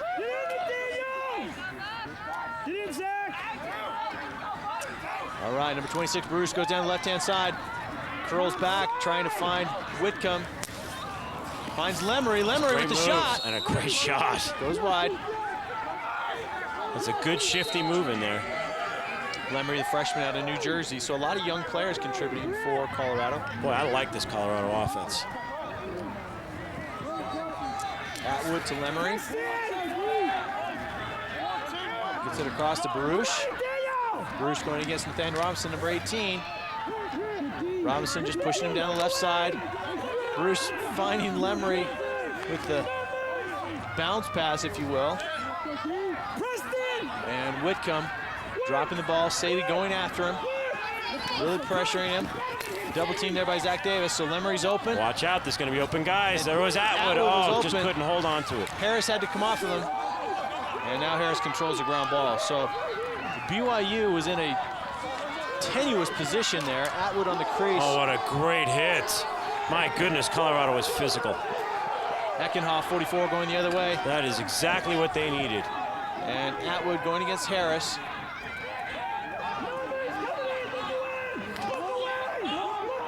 Boy, you can just sense the confidence rising for Colorado right now. You know, it's not so much that BYU stopped them on these last couple possessions, but the Colorado just hasn't hit the cage. Yeah. Emerson now up to Krasuski, number 7. Over to Snyder, back over to Emerson. Gets it up to Upa, number 2. This is who they're calling the play for. Folger. Folger able to get that check in there at the last just second. Barely. You know, Folger's got to move his feet a little bit better. He's getting taken off of the first step. You can see where he gets knocked out right there. Oh, rarely do you see that happen to Preston Folger. No, Preston Folger is a big hitter. I mean, usually he's the guy laying the lumber. So substitutions in for BYU. You've got Corbin Bivens, Neil Wallace, Murphy Smith. You've got Paul Saby, Folger, and Harrison at the defense. Emerson for Colorado gets it over to Krasuski, number 7. Over to Atwood. Janusa there. Pressured by Folger. Janusa, one of the freshmen again. Young players for Colorado. Great feed, there's a nice look. Feed. Nice look. Kikumoto coming up with that. Kikumoto can't quite come up with it. Now he does. And he gets it to the short stick. That's Neil Wallace, number 43. BYU's been fortunate on these last few possessions because Colorado's gotten good looks and good shots that just haven't been able to finish. And Wallace gets it up to the attack for BYU. So Colorado did possess there for a couple of minutes, unable to score. Bivens gets it up to Hire. Hire defended there by Ferron. Farron defended by Gillespie, I'm sorry, and then Mark Davis defended there by Ferguson. And the attack holding the ball for a moment as the second midfield line for BYU comes in. Josh Austin, Paul Davis, and Ryan Angelos.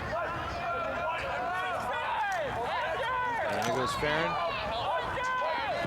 The roll dodge back the other way. It's a good job giving up the ball by Farron. Yeah, no room there. Just wasn't there, and he didn't circle back. I mean, that can be a good move for him, but he just has that tendency to hold on to it too long. Austin going against Dunford. Dunford at the long stick midfield position, doing a good job.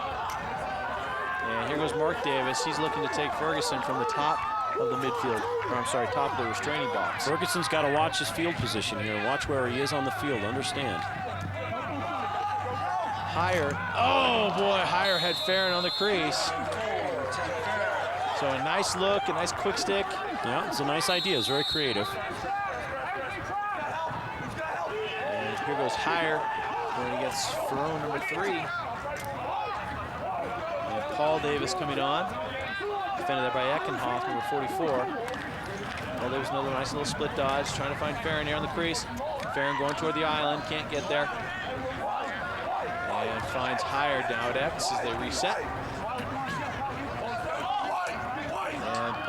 And Mark Davis trying to bring Ferguson out.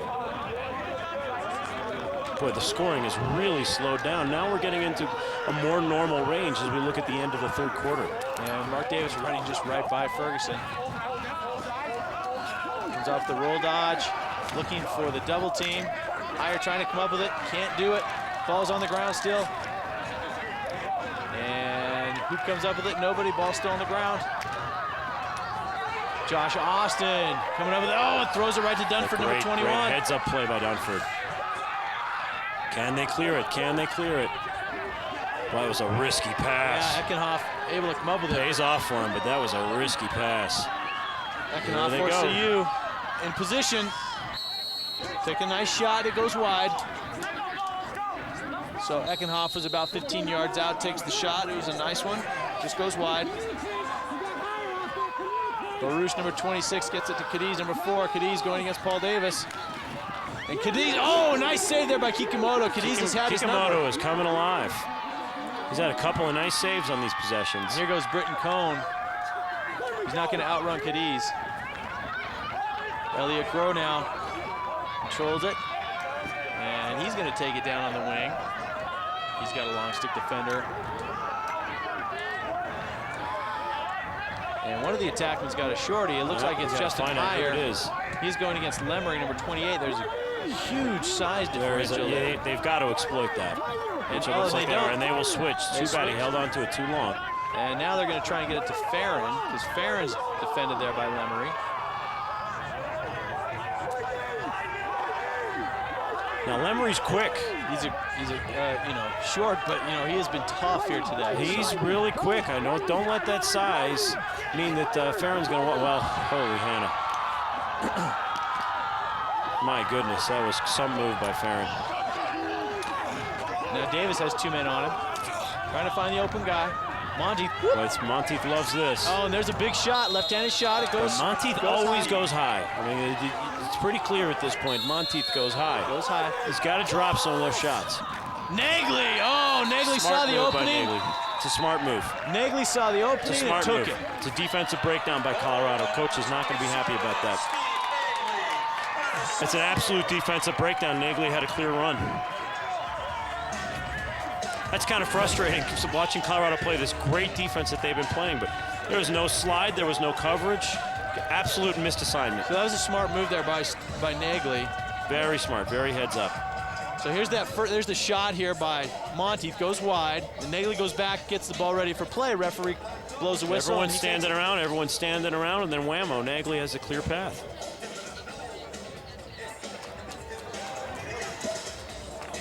It's getting late in the game. They're getting a little tired. BYU had a long possession. That's what those long possessions will do for you. Wears down the defense. Then you can exploit those mistakes. So BYU now increases the lead back to 2 at 10-8 with 35 seconds left here in the third quarter. You can take a look at the shots there. BYU leading 29-23, and we're facing it off again. Watterson, number 24, picks up the ground ball. They do get a possession call. Jerem Wynn comes up with the number 9 for BYU. In there at the attack position. So BYU's going to have one opportunity here. Hire was trying to go to the goal. Here goes Farron going against Gillespie. Do they know the time? There's 10 seconds left. Austin in front of the goal.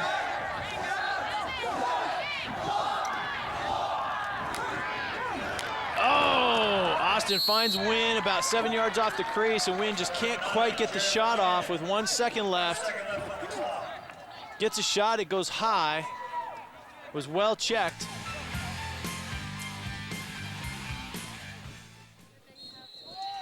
And there we go, there's the quarter. We're gonna go ahead and take a break. We've got a great game. BYU leads 10-8.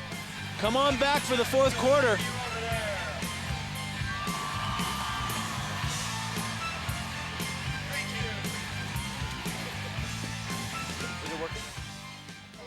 Hey, welcome back. We've got Jerem Jordan on the sidelines with a little information about the coaching staffs. Thanks, Marty. Both teams feature a lot of education. All of them have at least a bachelor, but let's take a look at the starting five for Colorado. John Galvin is a master's student. He doesn't have it quite yet. Greg Batiste, a bachelor, Brent Ritchie, Kyle Lambert, they're all doing pretty well, and you have a PhD in there as well. Peter McGraw. Now let's take a look at BYU's starting five, if you will, on the educational side. 2 masters and 3 bachelors. I've attached a point system, 1 for bachelors, 2 for masters, and 4 for the PhD, and Colorado State is the winner. 8.5 to 7 Charlie. We might need your law degree in there to put a BYU over the edge. Hey, thanks, Jeremy. I think you have to actually practice, though, for that degree to be eligible. It doesn't count here either? Where does it count? Where does it count? You get no respect in the office, Apparently do you? not. Apparently not. Certainly not in the booth.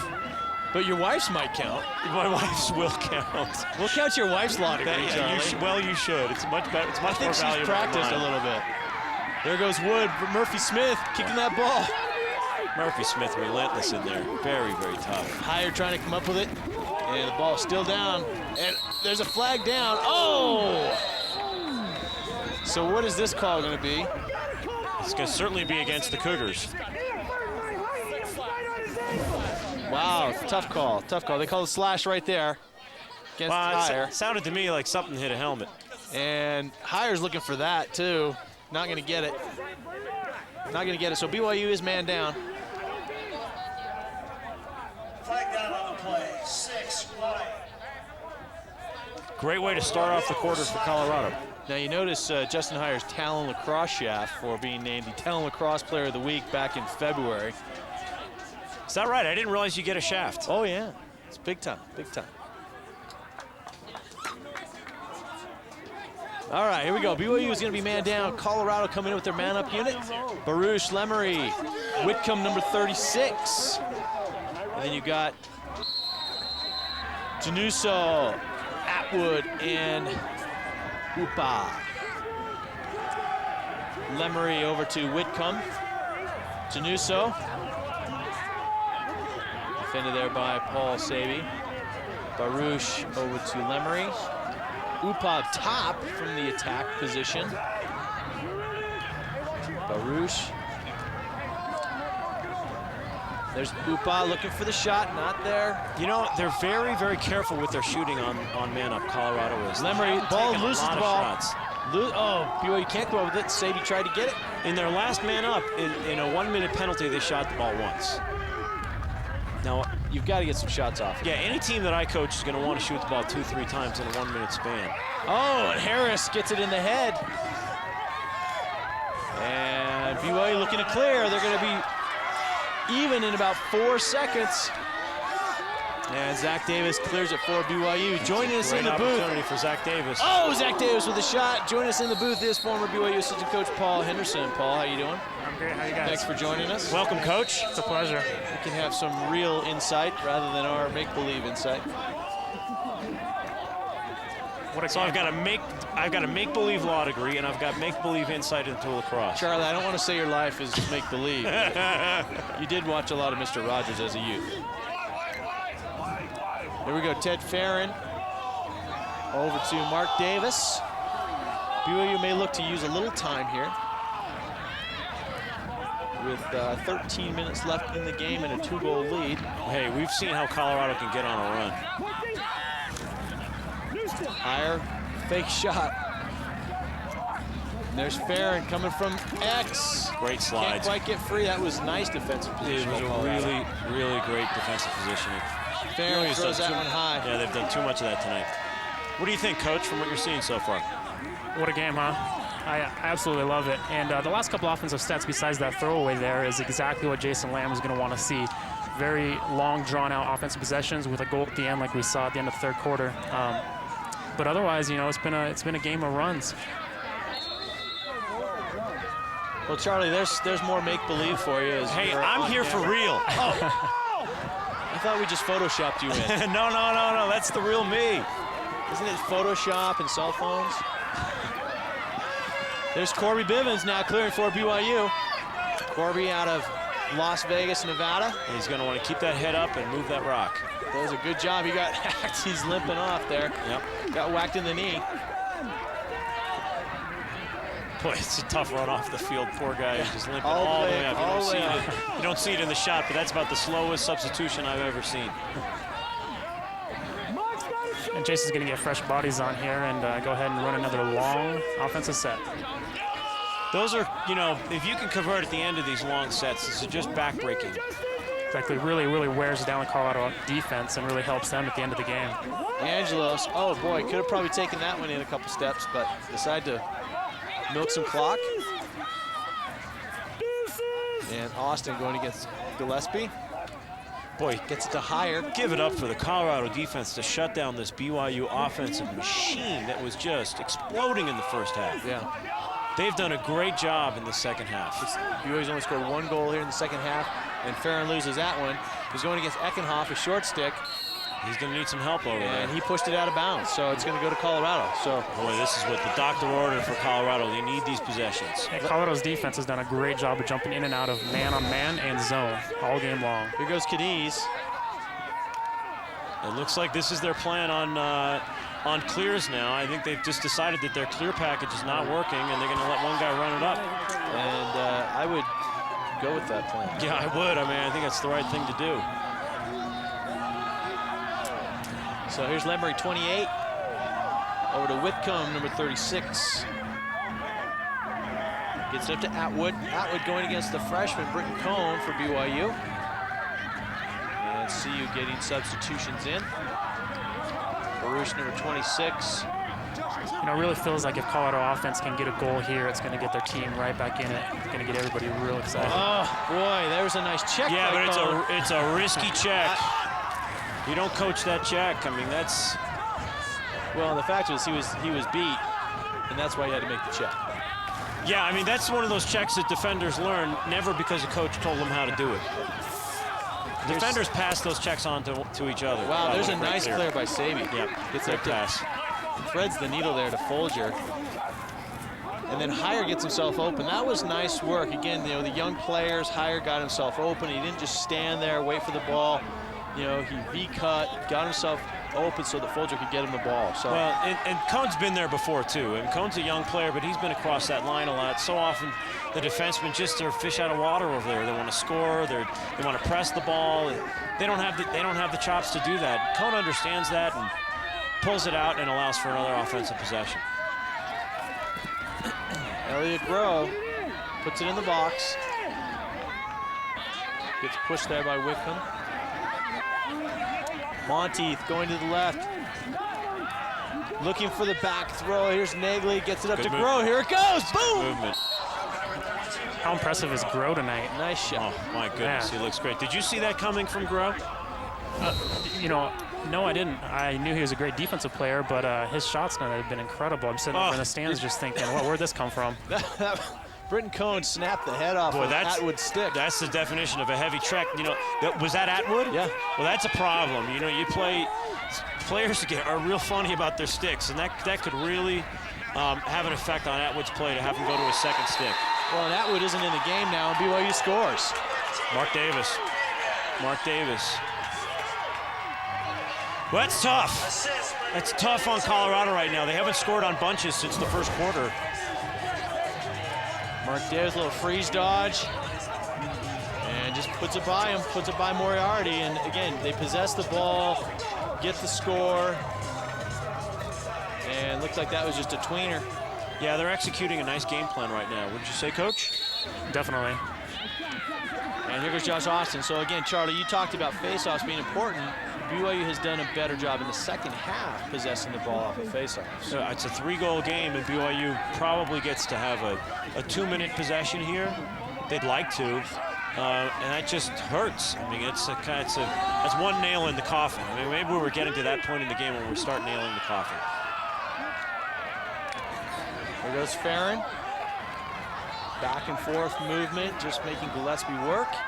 Using some time, pops it up to Davis. Eckenhoff going to force Davis down the left. Here goes Austin. It's great hits. Nice Great hits, great slides. Austin put himself in a bad position. Yep, Took it's a a nice movement. hit. Boy, Colorado needs this. That was I'm not sure where he was throwing that. Was done for number 21. Yeah. I mean, as opposed to Cohn's last visit down the field. A nice check there by Harris too, but again, he was beat. It's great movement. Boy, this is an opportunity. It's unsettled out there. Upa settling it down for Colorado. I think Upa probably should have pushed that. BYU's defense was in a little bit of disarray there. Snyder, number 45, coming in, going against Paul Davis. So there's a lot of space in the middle. Colorado's really circled it up, but they got to get somebody in the middle there to press some action. This is not the time. Colorado's offense is built around this possession, hold, be patient, and that's the problem is when they get in these games, and they have to play from behind, and their offense isn't built for that. BYU's offense is built for that. Colorado State's offense is built for that. But the one thing Colorado offense has always been great at is running those set plays. Colorado and Santa Barbara always remember they can set up and they can always run a really great offensive set and get a good shot out of it. And here goes BYU. They have numbers. Higher. Just trying to flip it back to Monteith. Monteith doesn't see the man coming on, but just at the last second feels the pressure. Number 20, Willow Toole, coming on the field. And now BYU looks to possess here for a few minutes with 6:52 left here in the game. And the game is just kind of whittling away. Higher, big shot, nice save by Moriarty. Great save by Moriarty. Boy, Colorado's tough. They play a physical game. They just have a great physical personality to them. And Higher just tried to sneak that one in. Looks like he's in the crease or standing on the stick. Yeah, it looked like the goalie had his foot on Justin's stick, trying not to let him get it. Is that right? Yeah. So the referee was right on top of it. That was a fantastic call. He's pretty adamant about the call, so he knew it, and that was the correct call. So at 6:31, it looks like we're going to have a timeout here called by BYU. One thing that is changed now that we're in the last 6.5 minutes of this game is that Colorado cannot play a zone defense. They're done with the zone defense. If they get in the zone defense right now, BYU is going to kill them on time. They've got to press. So one of their defensive options is taken away from them. It takes them out of their game, both offensively and defensively. That's a great look there on the replay. You can see the goalie just stepping on the stick, withholding Higher's opportunity to get it. So good call by the referee and a good catch there by our production staff in the truck. Nice job, guys. Take a look here at the shots and saves. Colorado with 23 shots and 12 saves. BYU 34 shots and 5 saves. So, wow. You know, indicative Kikumoto maybe not having his best night, but take nothing away from the way Colorado's shooting. Yeah. Yeah, Jason Lamb would love to see his team outshoot the other team every game. That's something he's always going to talk about. And I think that, you know, if this holds up for the next 6:31, the difference here in the second half has just been possession for BYU. Oh, yeah. Colorado's not been able which to is clear dictated the ball. by clearing and riding and faceoffs. And BYU's been relentless on that. I can only imagine the Colorado defense at this time is just, you know, gasping for wind. I mean, they've been playing defense a lot this quarter. BYU has won the volleyball tournament 3 games to 0. So we just got word that the BYU men's volleyball team has just won 3 games to 0. So congratulations to the men's volleyball team, and BYU what a mistake. throws it away. Yeah. What a silly mistake. Perfect opportunity to work some time to throw it away. It's a huge break for Colorado. That was just a mental error. But they have to clear the ball. That's been their Achilles heel. Yep, look at that. There we go. There you go.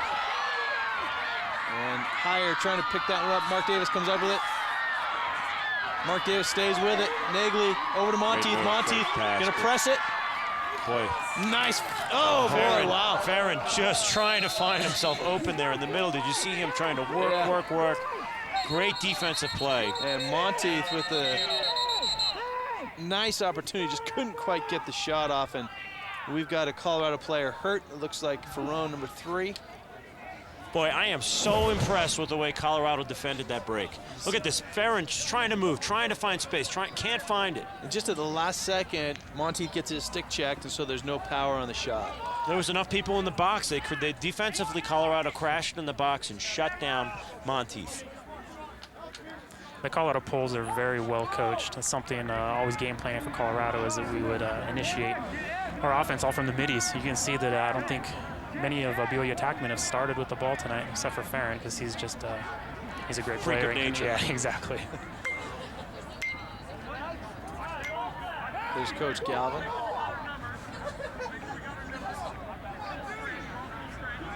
Coach Galvin coaches a great lacrosse team. Yes, he does. He really knows his stuff, and he's got his players believing his system and responding.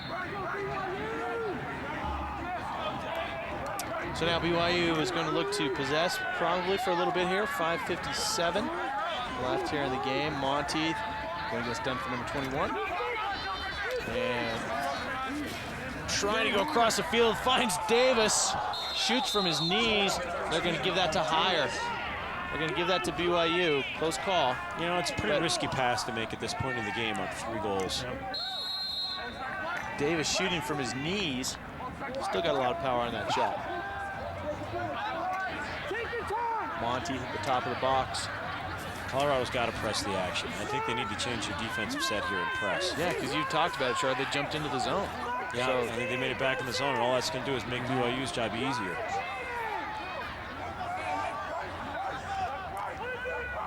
So I think they're calling they're going to call a press here in just a minute. They're going to have to call a press. I mean, otherwise the game will just totally slip away. That stall warning isn't going to come for a little while, so. That's right. They've got a couple minutes before they got to keep it in the box. If there's 2 minutes left, how is Colorado going to make up a 3-goal differential? I mean, it would take a real turnaround. I think they're making the switch right now, Charlie. Yeah, they have to. They have to. But that gave BYU a minute and a half of possession by jumping into that zone. Yeah, and it was a waste of time.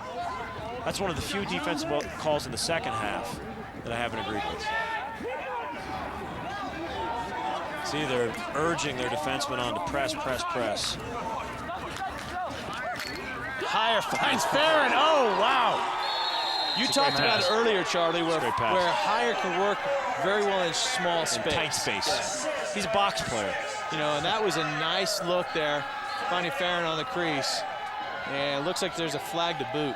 Yeah, and Farron on this play, watch Farron in the replay. I mean, Higher's easy to watch here, but if we can, let's find how Farron is working. Hey, he watches his man slide. There you go, perfect position. He's standing on the edge. Clayne Murphy used to do that. that was a classic Clayne Murphy type goal. Although Clayne Murphy would not have moved as much. At all. Yeah, he just would have happened to have been there. At all. And the net of the stick would have been much shallower as well. More like a women's stick or a tennis racket. Yeah, exactly. Now Colorado's got a real uphill battle here. Yeah, 12-8. This is gonna be tough. Another procedure penalty on the face-off, and it's just. Can they get into their offensive set? I mean, this isn't even a giveaway. Mike Britt, number 16 for Colorado, going against Zach Davis, number 2. Look at that. Davis with a great check by Zach Davis. I mean, BYU is absolutely owning restraining line to restraining line here. I'm very impressed with how well BYU is still playing here in the fourth quarter. Not well, but how well conditioned they are. I think Jason's focused on that after the first early couple of games that I saw. And Folger loses that one out of bounds. So they played it well to the restraining box line, Charlie, then they lost it. And they lost it. Colorado needed that ride. I mean, they're not going to go away. Turnovers, BYU 13, Colorado 11. Coach not going to be happy with 13, but still leading with a score of 12-8. And, you know, I think it's been the possession here in the fourth quarter that's starting to take the wind out of Colorado, because they got no energy over there whatsoever. It's only a 4-goal game. I mean, a lot can happen in 4 minutes in the game of lacrosse. But they haven't possessed the ball more than a couple minutes the second half. Look, it seems to me that Colorado's lost their confidence in the middle of the field, and that's a huge development in this game. Good look at the crowd there. We've got a great crowd here. Good look at the CU huddle. It's been a great night for lacrosse. And we've had a great game with CU making a valiant run here after going down early, coming back and hanging around, and BYU putting a couple in last. Oh, you can see Elliot grow in his numbers. 3 goals, 1 assist. I would say that's a pretty good move, putting Elliot Groh on the first line midfield. I was going to ask you guys, when did that happen? The beginning of this game. Okay. I talked to Elliot right before the game, and he said, by the way, I'm going to first line. And I was surprised. He's doing such a great job as a midi D. Now, I can't understand what's going on there. You can't understand what's going on there? Oh, you didn't have a good view of it. I think it's pretty clear what's going on there. It's a romantic night. It's a lacrosse game. Yeah, you know. Lovers come together. Spring is in the air. 2 hearts become one. Spring. It's a lacrosse game. Ladies and gentlemen, just for clarification, BYU called timeout before. All right, so we've got 4:16 left here in the fourth quarter. Now, the ball's going to BYU. I'm not exactly sure. I just heard the call that BYU actually called timeout when they stepped in the box before the turnover. Oh, really? Okay, all right. It's a great call by Coach Lamb. Understanding that possession is everything right now. You know, you are not, I think at this point, trying to score. You're just trying to hold. And here goes Mark Davis. He's pressured there by Moriarty. They're pulling the goalie. Davis gets it over to Davis. And again, you still got 4 minutes left, so they don't need to keep it in the box. They should have started doing this at the 5-minute mark, and we've said it before, but Colorado's got a lot of ground to make up right now.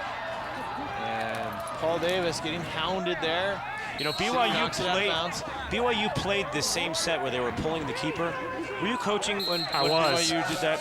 That was a joint decision between myself and Coach Lamb. How did you feel about that one, about the success of that idea? I thought it worked very well. Everybody thought we were crazy and called us loonies, but I think that was you, Charlie. I watched the replays on TV. But I think for the amount of times that we got the ball back, the amount of times that they scored, it was definitely advantageous for us. It just resulted in a possession for Colorado. Really something teams can't game plan for, or can't game plan very well for. Certainly don't expect it. Well, and you've got to have an athletic goalie that can get out there and actually play some defense and press. And that was Chucky Powers making that move, right? Yep, it sure was.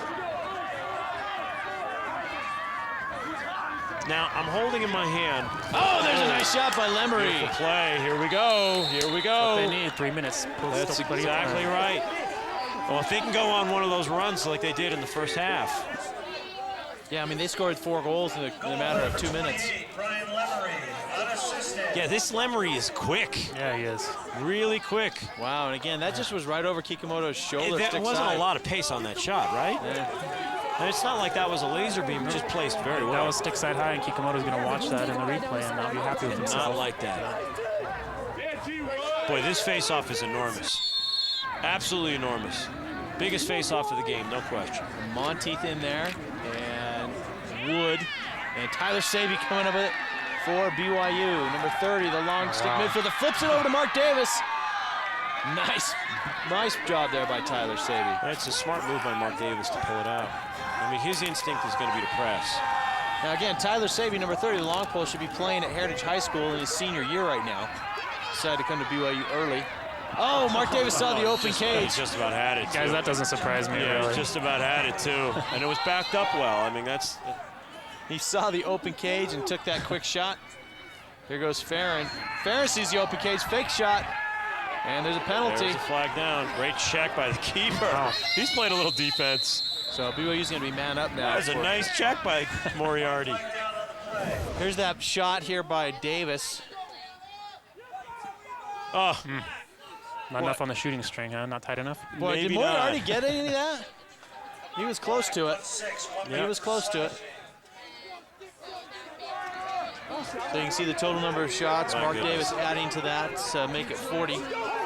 BYU didn't convert a lot of those shots in the second half and then missed the cage a lot in the third quarter.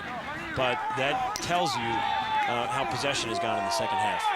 Well, this game was, what, 9-7 at halftime, right? Right. So it's been 3-2 in the second half. And here goes Groh, just looking to use some time. Farron, nice quick shot. Moriarty had a stick on it. Pops out to the back. So now Mark Davis is going to hold it. We're going to have to keep it in the box now. And you can expect Colorado to come up with a couple possessions here. And Mark Davis brings it around, takes a shot higher. 2 minutes. Now this is going to test the offensive stick skills. Colorado was really going to go crazy on them there. Oh, wow. Somebody lost their man, lost their assignment. Absolutely, absolutely. They're too anxious to take the ball away on the perimeter. 13-9. Was that Groh assisting again? Yeah, I believe it was. And Groh's gone up to 5 points on the game. It's his second assist of the game. Yep. That's the backbreaker. I was just trying to find out with the stat people if they have a time of possession, if they're keeping that, because I'm interested to know exactly how much possession Colorado's had here in the second half, because it can't be more than a total of 5 or 6 minutes. It's not much. It is just not much, and they just haven't been able to control the middle of the field. And CU calls a timeout. Smart timeout. Yeah, before the ball was loose. Well, we're going to go ahead and take a quick break with 1:41 left here in this game. BYU leads 13-9. Stay with us for the last and final moments. We'll be right back. Hey, welcome back.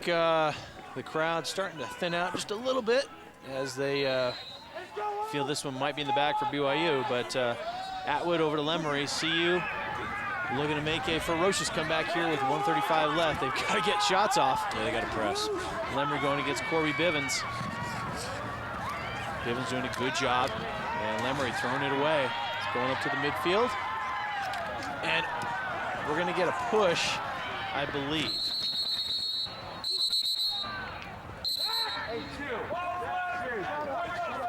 Oh, that's a tough call. Getting a little chippy out there. That's a tough call.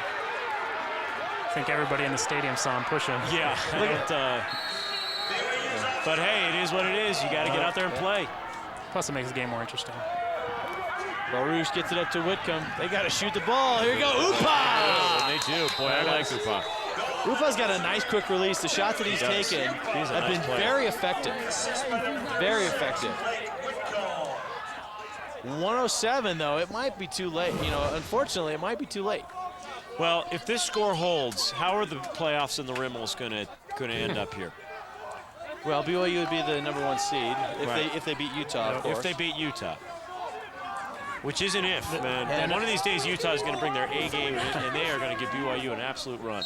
Colorado and Colorado State play in Invesco Field in a couple weeks. Oh, Tyler Monteith, big shot. That is about as big a ricochet as I've ever seen off of the post. That was in the air into the stands. For a while. But they played Invesco Field. I actually think it might be in the past they played as a preliminary to the Bandits. But you know, Colorado and Colorado State have both beaten Utah, right? Yes. Yes, that's Is that right? Yes. So, however, they're going to go in as either the 2 or the 3 seeds. Yes. Assuming, again, BYU beats Utah. Now, Mark Davis just getting hammered. Slash, takes a shot, pushed in the back. Continuation. See, and the continuation, Charlie, to me, what you're asking for some injuries, you're asking for some chippiness, that kind of stuff right there. Yeah, I mean, these, you can tell these teams got a problem with each other. These guys are not happy with each other out there. I think it's a real hard-fought game, and Colorado's very intense. Yeah, there's a hold there, and then they call it that push in the back, too. So there's 2 penalties. Cross-check in the back. That's about the worst penalty you can give. I don't know. It's a tough move. See, now, Coach Galvin, they're very smart. Coach Galvin was yelling at the table to blow the horn twice. The coach has the ability or the right to get a clarification on a call, and they needed a double horn for them to get that. Coach Galvin knows the rules.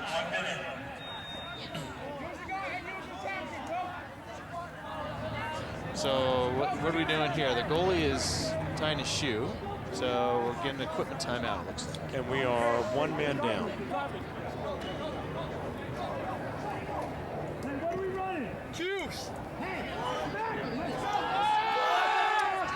Yeah, 1 man down. BYU must stay in the box. 39 seconds left. Elliot Groh going against Ferrone. Gets up to Monteith. Monteith with a fake shot. Nice left-handed shot. Beats Moriarty. Monteith just wanted to score. Yeah, he's taken, what, 2 or 3 shots here in the last minute. Yeah, he's obviously really focused on the cage there. And that should do it. There was no withholding or holding on to the ball for Monteith's game. But great angle there. Well, he blows it right by him.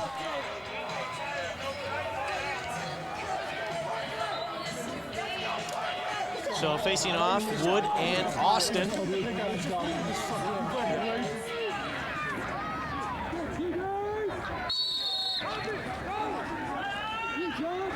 And Wood does a nice job for Colorado. It is getting chippy out there. Boy, the referees need to take control of this. I would call this, I mean, there's 21 seconds left, but you got to call this. You got to call this thing real tight from here on out. And BYU calls a timeout. So it looks like Coach wants to settle things down here a little bit for the final 23. Make sure they play it straight up. Yep. It's a smart move. Settle everybody down. You can see a little bit of what's going on. There's a nice shot of the face-off. Good camera work there by our crew. Oh, Austin gets taken down. Oh my goodness, Colorado is the most physical team we've seen so far. Yeah, for years they have been. They've been coached very well, and you know, their athletes are just superb. It's in excellent condition, and I would bet most of them can bench press a whole lot of weight. So there's Coach Lamb telling his team, hey, we just got to settle down. There's 23 seconds left. Finish it out strong, finish it out right. Don't give them another opportunity. And you know, let's just get out of here, I think he's telling them with the win, and move on to Michigan and Michigan State.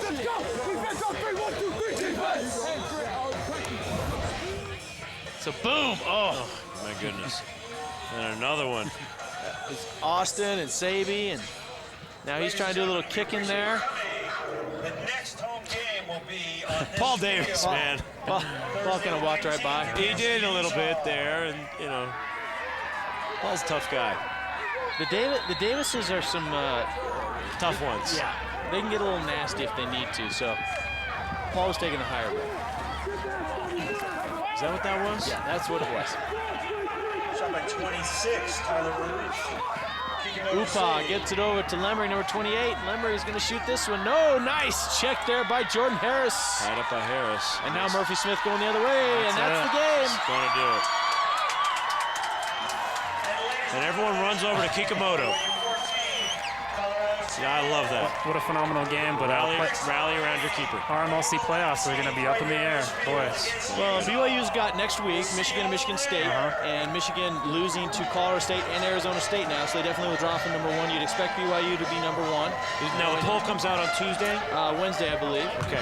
And so you'd expect BYU to move into that number 1 position. They will, if they beat Utah, be the number 1 seed in the RMLC League Championship playoffs. And so, you know, they're in a great position now to continue to make their run. They win in Michigan next week, beat Utah, they would be the number 1 seed going into the tournament. You know, I'm not going to predict anything in the MCLA this year. Well, you tried to once, and I'm not doing it, man. It is, anything can happen. Yeah, anything absolutely. can happen. We're going to take a quick break. We're going to be right back with final stats after this. Stay with us.